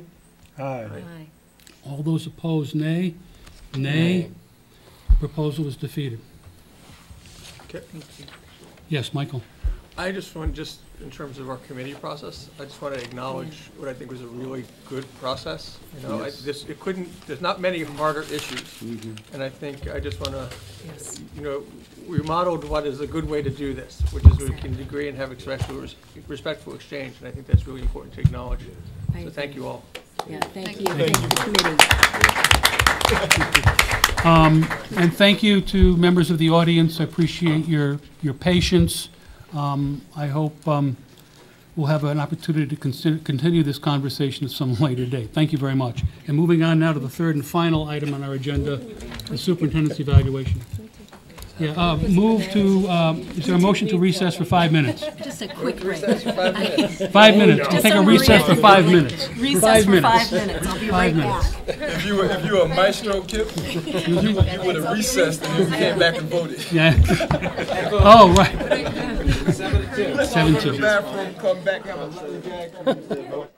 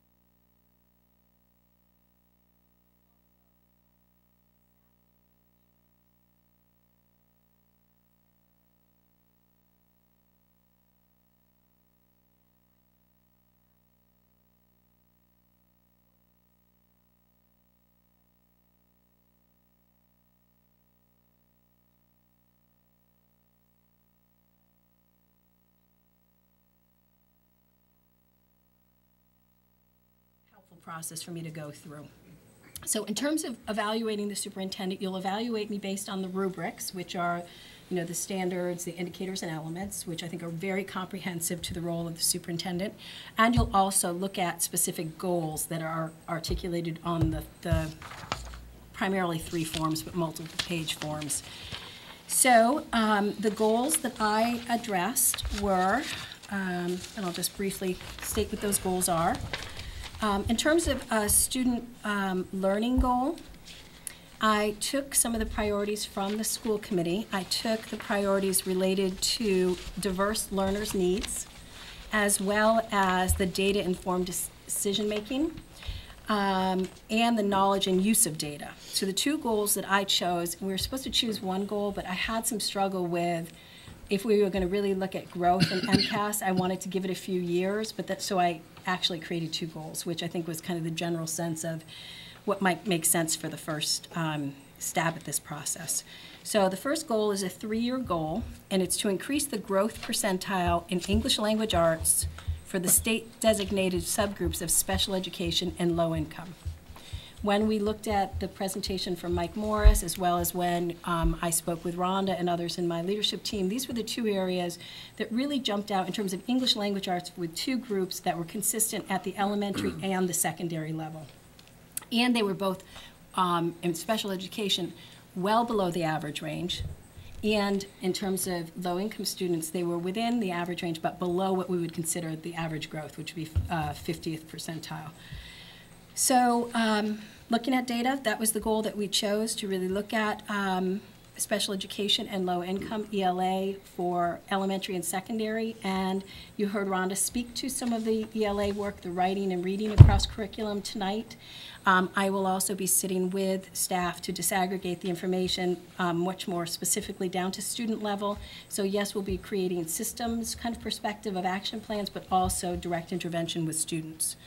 The second goal was to explore and implement a data tool, which is kind of a precursor for lots of what we need to do. We really need to get our data systems in place, as Mike was referencing some of his primary work, is to really create some of the data infrastructure, as well as training staff on the use of data.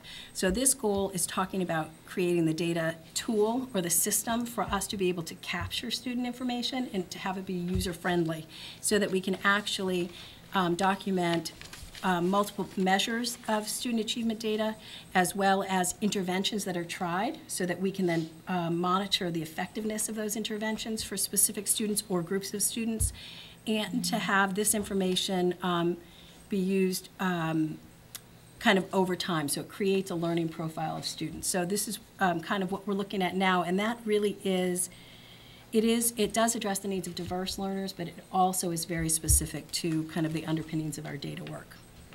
So those were the areas, the priorities that were indicated by school committee, and so 2 goals were developed there. In terms of my professional practice goal, again, I looked at the elements of instructional practices that were prioritized by the committee, and again, the diverse learners' needs. And the goal is effective 2012-2013 school year that I'm going to implement a structure for identifying what we consider effective practices effective practices through our district instructional leadership team. So we have our leaders who sit, and we will be talking about those instructional practices, and they will be then charged with taking that learning back to the school level, so developing implementation plans to improve instructional practice at all the schools. So, and again, in my action plan, you'll see the reference of kind of that we're creating a scope and sequence this year for the adult learning, the administrative learning, which then the administrators will be responsible for creating their action plans to take back to the school level. If you remember the charts of the DILT and the SILTs and the teacher teams, they'll be taking this back, and then I will be in the position to go and monitor how they're implementing by observation of the people who I'm responsible for evaluating and being part of some of those discussions at the school level. So it's our leadership work and implementation. So what they learn there, they take back, and then I can monitor and actually see that it's being implemented. We also will talk more about kind of some of the outcomes, but I've created some of the this is a similar goal to what we have in the district improvement plan as well, and there will be survey data as well as observational data which will be able to show the outcomes. for this. This is actually also connected to the district improvement plan goal, which I indicated as well. So it hit a number of priorities of the committee. And then the district improvement plan goals, specifically, one was to really talk about the management of my time, which I know is very concrete, but it's essential because if we're moving from a model of being a manager to being an instructional leader, it means you have to get into classrooms. And it's the greatest challenge for evaluators and administrators to actually be where that magic happens versus sitting in our offices dealing with the myriad of things that come our way in a day. So I am scheduling myself to be going through, to be in buildings at a minimum of 2 hours a week. And I know that sounds like it's not a lot of time, but it's more time than what I'm doing actually right now, sad as that is. Some of that is a product of our governance structure. I have to spend a lot of time on operations. I really want to be spending more time on instruction. So Debbie is helping me block myself in, and she's very good at that. And some of my work will be specific to just being in classrooms, so I can connect with teachers and students in a less formal way. And some will be going on walkthroughs, observations with administrators so that we are norming our practice. So when we're going through, we're going to use our observational document together so that we're learning together in terms of norming kind of what we expect and what we saw in classrooms. So that'll be some of our work there. And that, again, is consistent with elements 1D2 and 1D3. So it's part of the rubrics as well. And then the last goal is from the District Improvement Plan, and it's by March 2013, the leadership team will be trained in the use of DataWise to increase the capacity of our school and staff to use data to inform instruction. So this is kind of the next step of, we have to create the infrastructure and the data systems, and we have to train staff in how do you actually look at the data and make sense of it so that you're using that to inform instruction. Because if we're just looking at data and it's not making a difference in the classroom, it's really quite a waste of our time. So I think I connected what I needed to in terms of district improvement plan, priorities of the school committee. We sent this out, I think, last Friday. I received a little bit of feedback, but not a lot. So I'm hoping that this is a good thing that I can get started on, because I need to, again, in our timeline, I need to be back in front of you on January 22nd for my mid-cycle goal review. I need to be back in front of you with my end of the year in March 28th. Then you have to write your evaluations of me between the May 28th and June 25th. And on the 25th, we discuss my my summative evaluation report. I'm trying to use the right lingo because it's a shift for all of us. So. Okay. Yeah. While everyone except a few diehards have left, this is an item that is as important as anything else we've discussed this evening. Obviously, it's the tools, the mechanism by which we evaluate our superintendent. So this is a critical conversation. To Maria's point about, I think both of us are going to assume that there aren't going to be very many, if any, questions at all. So what I would like to do is to proceed the same way we did with the previous matter. We do have to vote to approve or not approve this. Right. A motion to approve it, a second, and then we can go ahead with questions and comments, unless there's an alternative proposal. I have a question before we get to the Yes. motion. I wanted to ask about this. So how will you decide who you're going to visit? In other words, if you have this very limited block of time, 2 hours a week to visit, do you have any priorities of who you would see, the classes that are doing the worst, right. Teachers you're worried about the worst? You know, how are you going to take advantage of the big boss is coming? Oh, okay.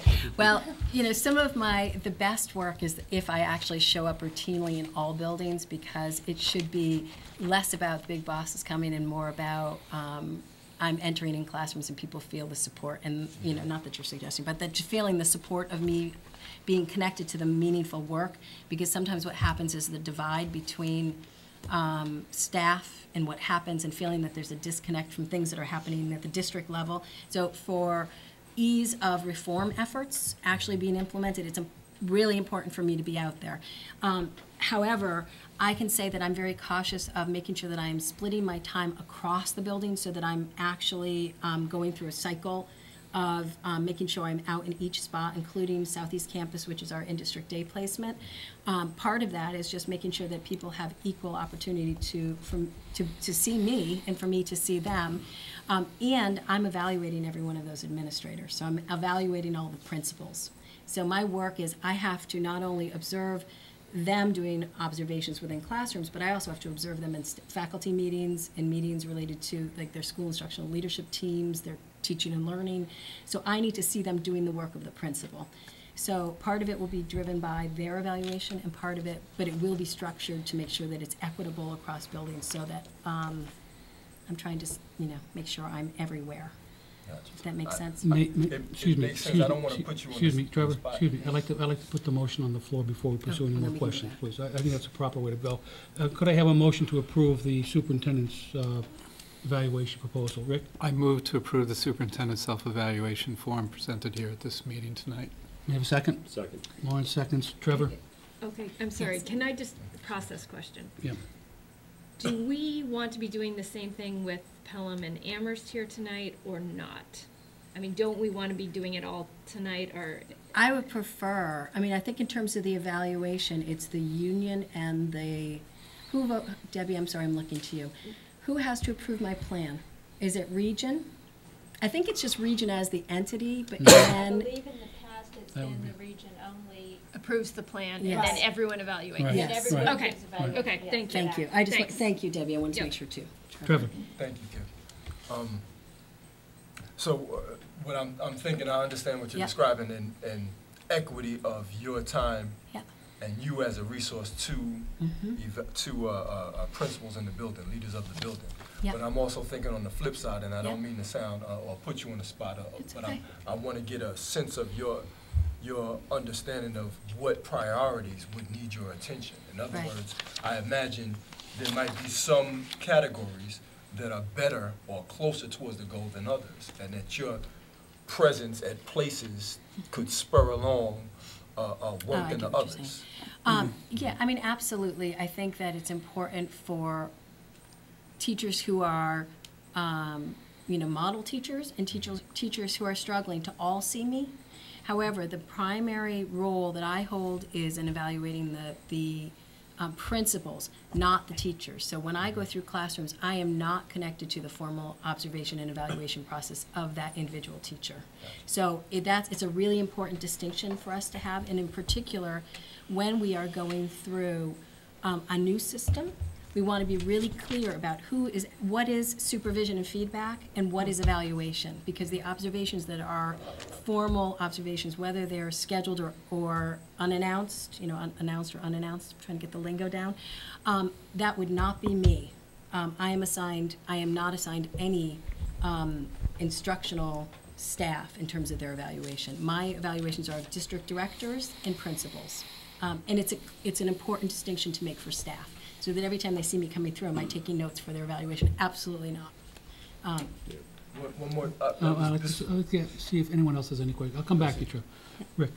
Just my comment is that it isn't so much the goals that you've chosen or whatever that impresses me. It's like the thoroughness with which this whole process is working. And when you just spoke about it, the thoroughness that you speak about what you're going to do, it dovetails with what Rhonda's presentation be how thorough that is. So I think the thoroughness and methodicalness or whatever of what's going on in the whole district is just so much improved. That's my main comment. And if I could just respond to that too. It's the most important work to improve teaching and learning. And if we're not focusing and being really serious about it, there's lots of other things that are less of a priority for me. But there's nothing more important than what you heard tonight and this evaluation process, because it is meaningful and it's critically important to our kids that we do it well. So thank you. Annie? I just wanted to jump onto that as well and say that the way it's scaffolded and the way it's set up, that it goes through the DILT and the SILT and right down to the teachers. It's just very clear, and it all seems aligned, and that's a big word we've been using, and I think it's wonderful to have that kind of alignment in even your evaluation. So great. Thank you. Michael? just to jump on that bandwagon, I mean, even though I tend to think about things organizationally, I'm a huge skeptic about all these systems, because systems get created and never used and reflected upon. But I would say that just walking through the last few months, I actually am hopeful it actually is starting to make sense, you know, also not as an educator. Yeah. So it's pretty cool. I can see where it would make a difference, and it gives me hope, because there's way too many systems that are just stupid. Could I say one thing really to Michael? You know, I want to make that statement over and over, because there are times where decisions are made to put systems and structures in place just for the sake of systems and structures. And I can paint a pretty picture, and I've said this before to people, for anyone sitting at this table about the amazing things we're doing. But if you are doing that, it's not real. And I feel like this model, the educator evaluation model, you actually can take it, whether you think this is a great model or not, you can actually take it in a positive way to move what's really important to your system forward. So you almost make the best out of some of these systems and structures that people go, oh God, not something new. But you can actually do that if you're thoughtful about how to take it and make it work for what are the priorities of the school committee, of the system, of the staff. So that's the goal. Sorry. Trevor? That's exactly what I wanted to get to, because like Michael is saying, I'm skeptical of systems, and you can make everything look pretty, and that's why I'm asking such probing questions to make sure I figure out how this system is supposed to work. The goal here that is most important to me is setting in place the system of this data-wise, and having these administrators set up a system that we can data mine. You can data mine, I can data mine. So that's why I had to first ask the question what she would be doing in the school. And she answered it and explained she'd be evaluating the principals. So now the follow-up question is, the principals being evaluated on putting in place this system, that's where I was all working up to. Are there, what rubric or what thing will you ascertain? How will you decide who is going to need a push in that? How I understand you're evaluating the leaders of each building. And the goal of the district is to have these systems. And if you are going building to building and spreading your time evenly, I'm imagining there'll be certain buildings that implement this easier than others. Absolutely. And so what I'm asking is, with your limited resource, 2 hours a week going to these buildings, how will you prioritize who's going to need help with this data? So I can absolutely. There's a method to my madness. Trevor, you never have to explain yourself to me. Ever. Don't worry about that. So I can absolutely answer this too. So being in the schools and being in classrooms and conducting like observations and watching principals do their observations is one piece of how I'm actually able to make sure they're driving the work. Ultimately, it's based on the performance outcomes for our students. So if they're doing what they're supposed to be doing, they're able to show me using this data system that kids are actually improving their performance. And then in the ultimate, depending on how you view it, the ultimate MCAS or whatever, you're going to see that improvement in scores. My time with principals, so that's one little snippet. Often the most meaningful time is that district instructional leadership team time, which is 4 hours per month. So 4 hours per month, every other Wednesday, I have the principals, assistant principals, directors, and administrators in a room. And between myself, Rhonda, and most primarily Rhonda and Mike Morris, we are teaching the administrators. And part of the cycle of teaching and being a good teacher is that you're teaching the lesson, you're providing them with, now go and try this, come back, and then you're showing me the product of your, whether it's an observation or how you use data, and we come back and we hold each other accountable.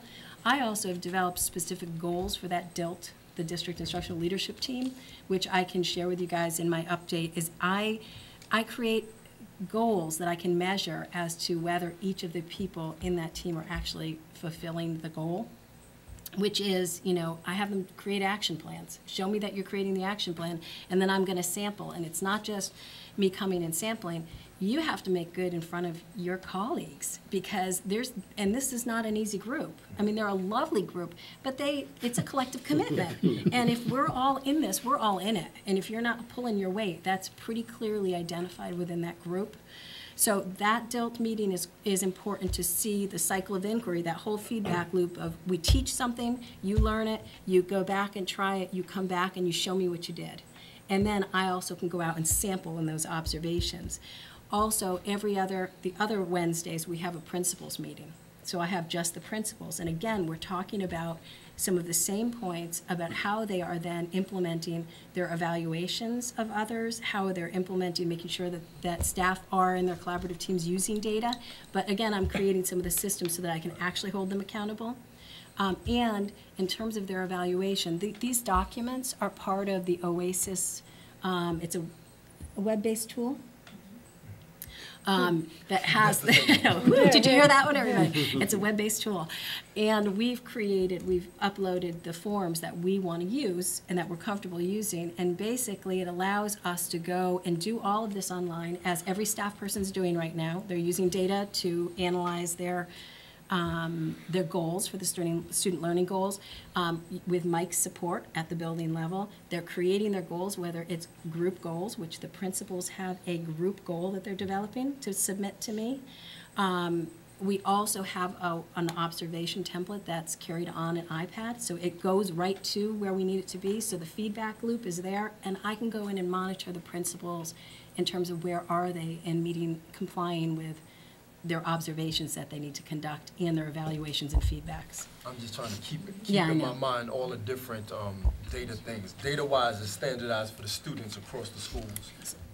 I'm asking. So data-wise is one. a way of professional development to help educators, starting with the leadership team and understanding how to look at data and make sense of it to inform instruction. And that's going to be standard from school to school for each administration? Yes. Then there's a separate data tracking system for grades, a separate one for attendance. Which is all going to be within, we can look at our Power School. I know this might getting too micro here, but the Power School, I'll try this, Jerry, and I'm looking at Jerry. So the system that we have, Power School, that has demographic data around attendance and grades and all of that, is the one of the systems that we're looking at for being this platform-ish tool for you putting student achievement data in. They are Power School is the main thing, and Inform is the thing that goes with it. So they talk to each other.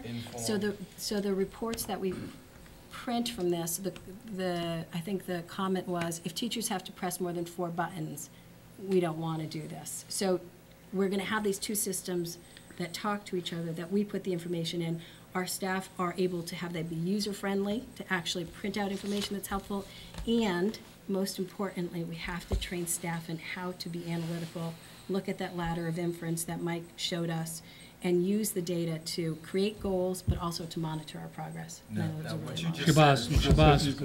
Thank you. I'm sorry. I have a very small question, and I have a larger. Should I try to do them together, Kip? Sure. Okay. The small thing is, you've identified the institution from which you would seek to get this, send people for this data-wise training. I'm wondering if it is the only one, if there is a public provider. We are a public school district. If there is a public provider, I'd be very interested in their capacity for us to pay for our people to be trained, as opposed to a private for-profit institution. I'll pause if I can. Sure. I'll shoot with that one. I think that, clearly we can look into see if someone is actually more cost-effective and actually has a good presentation or professional development. What I know to be true is that Elizabeth City is one of the experts in terms of the country. She also was someone who spoke to my induction program, which was not, that was paid for through the state.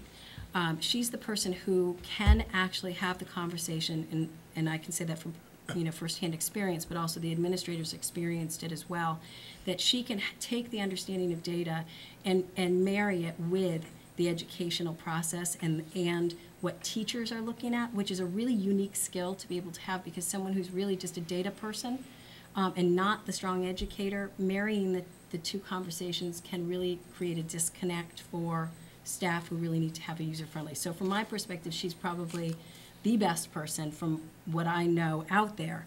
But again, not a problem with looking further. But what I'm trying to do is train 3 people so that they come back and then build internal capacity. So it's not that we have ongoing people coming in.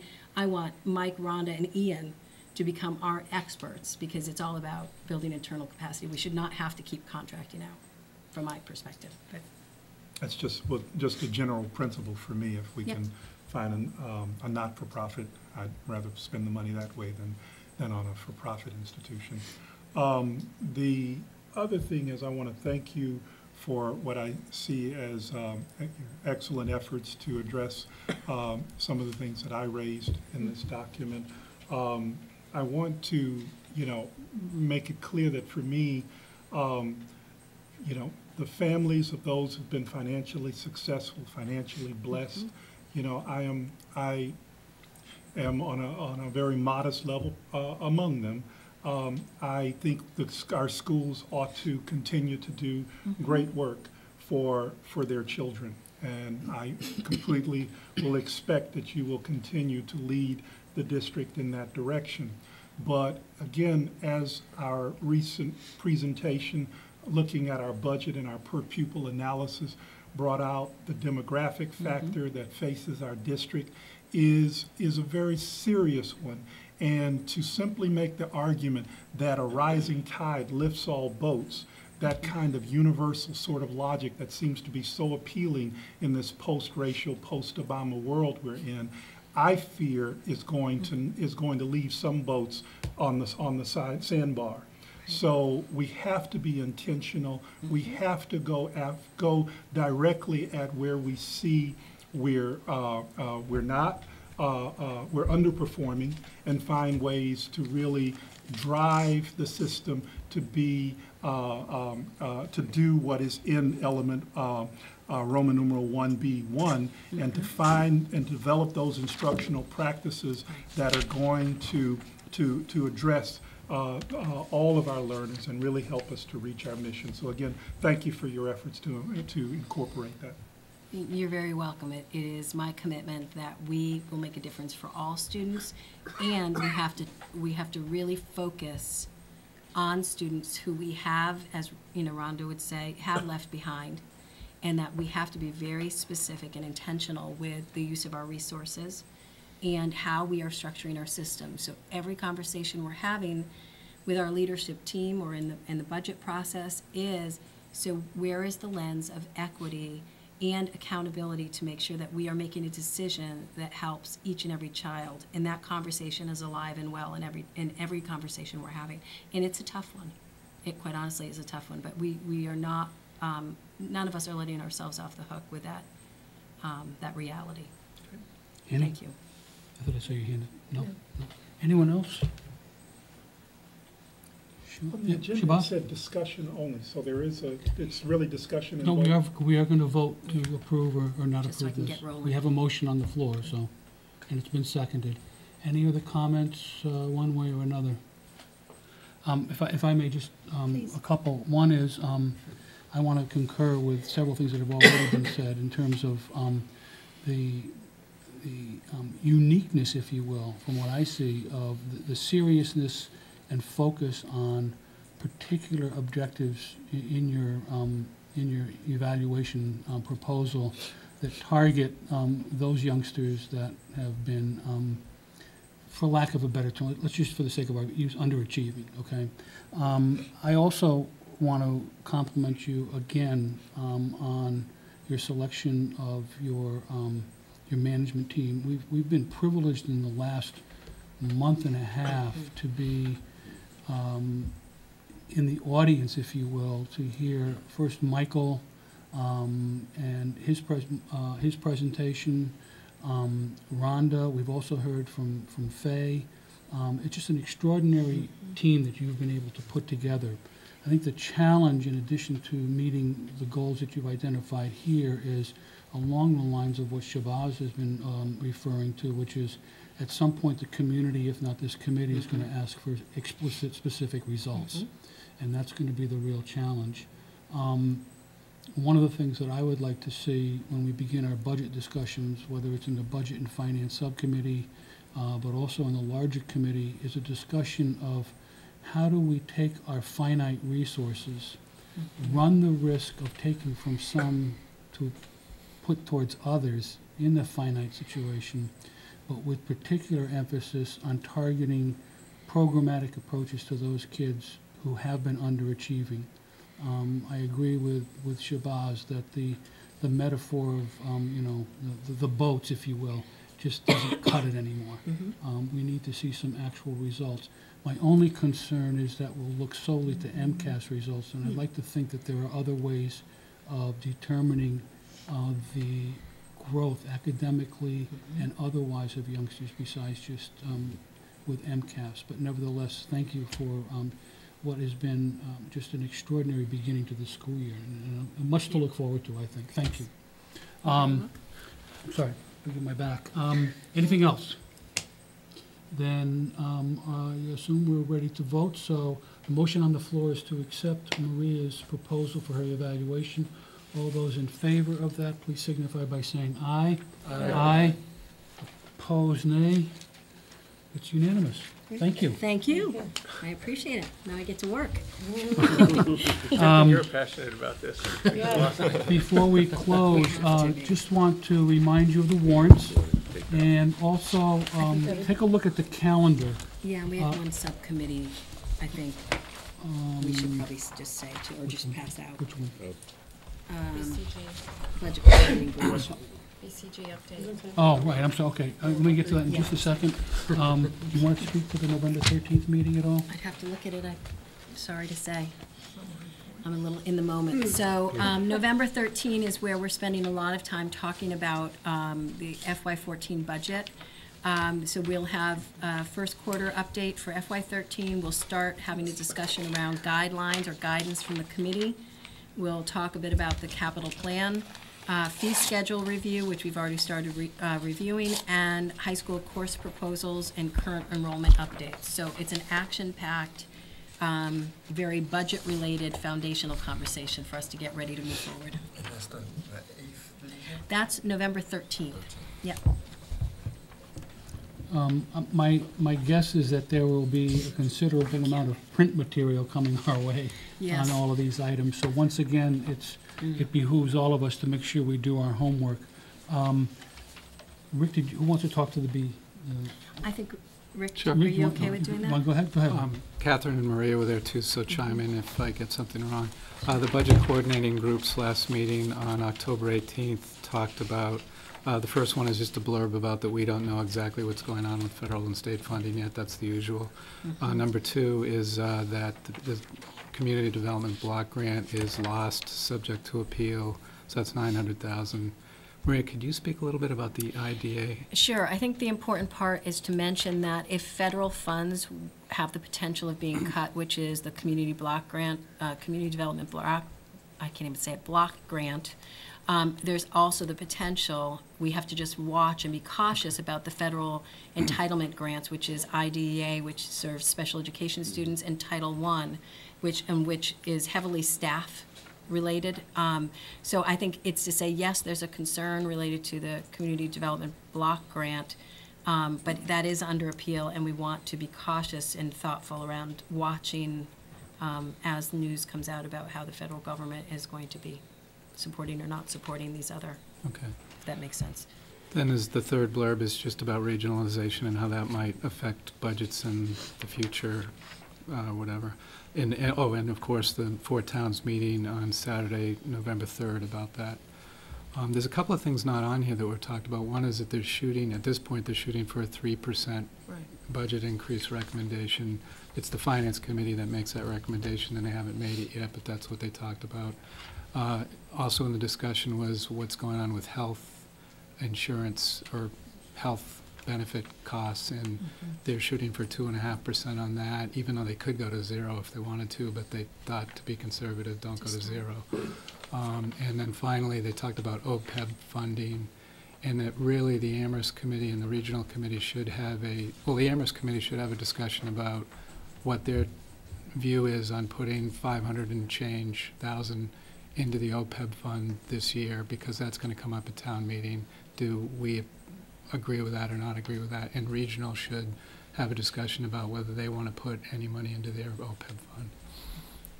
And these, Thank you. oh, I'm sorry. And those topics are going to come up at the budget coordinating, our budget subcommittee. And what was the other thing I was going to say? Now I've lost my train of thought. I'm sorry, I'm a little tired. Oh, the 3%. The 3% is important to note. That's Amherst's priorities. It's not necessarily the guidance that the other towns would give us, so we really have to go through our process and not make the assumption that it would be a 3% increase, and I want to just say that to the 4 towns, because we're not making that assumption. However, in addition, a 3% is always a cut for the public schools. So we need to remember that because we increase, because of 80% of our budget is people, our people's increases exceed 3%. So we have to watch and look at the other variables, but to see how that plays out and what our gap is. But I'll have a better sense of that by the first week of November, so we'll have much more conversation about where we're sitting financially at that point. Michael, I don't want to put you on the spot, but do you want to make a comment about the 4-town meeting at all? Well, I was going to just remind everyone, Rick seemed to, but I would just encourage everyone to come. I mean, I think we've reached out to as many town officials as we can in all 4 towns, so it's included select boards, FinCom, school committees, moderators, principals, union reps. You know, State and reps. really the rationale is if we're going to be going down this path of engaging people, that the first line of people who should understand it are people who are representing the towns who will be asked questions, because everyone's got a little concentric circle. So the idea is it's a stepping stone to engage them and have them feel informed and then go out to the community. So not only should everybody here come, but I think more importantly also encourage everybody in your towns who might not get this as an important informational opportunity to come. I was at a reception for Representative Kulik yesterday evening, and he's very excited about coming, as is Representative Story. They're both very excited about coming to this meeting, so it could be almost as well attended as tonight's meeting was. So I would encourage all of you to come. It's very important. Yeah, Rick? I may not have stated like the whole date and time, so it's November 3rd, 9 o'clock at the middle school library. Thank you. Thank you. Anything else? No, I think it's just the... Deb, want to talk about the windows? I'll see if I can explain this simply. The middle school window and door replacement project that the regional school committee approved has been completed. During the project, they had change orders for work for various reasons that totaled $90,220. The contingency that was allowed by MSBA for change orders was $70,100. The reason that's not a problem is because when we went out to bid, the bids came in $164,733 less than we budgeted. Therefore, we can take that additional $20,120 out of those savings to the district. All we need to do is have the school committee sign this certificate of compliance saying that you're aware of this, and that would be submitted to MSBA, and they'll release the funds. Each of us needs to sign it, correct? Each member of the regional Before you committee leave needs this to sign evening. it. So I'm going to send it around if there are no questions. Could I make one thing too? Sure. Also, the change orders as they were occurring were viewed and approved by who at that point was Irv, I think, who sat on the committee that had to do with the windows stuff. Which building is this? Middle school. We replaced all the windows and doors, and it's beautiful. And we'll hopefully have some good heat savings. But it really is Thank you, beautiful. Deb. Sure. Again, warrants, please sign this as it comes around. Anything else before we entertain a motion to adjourn? May I have a motion to adjourn? Motion to adjourn. Second? Second. All those in favor say aye. Aye. Aye. Opposed, nay. It's unanimous. Thank you very, very I much. just have to Oh, adjourn I'm sorry, to, sorry. Go ahead. I'd take a motion to adjourn for Pelham. Is that a motion? He just seconded. Seconded. All right, all in favor. Aye. I'll take a motion to adjourn for Amherst. So moved. Second. Great. All those in favor? Thank you. Thanks, folks. Thank you all for the marathon meeting. Greatly appreciate it.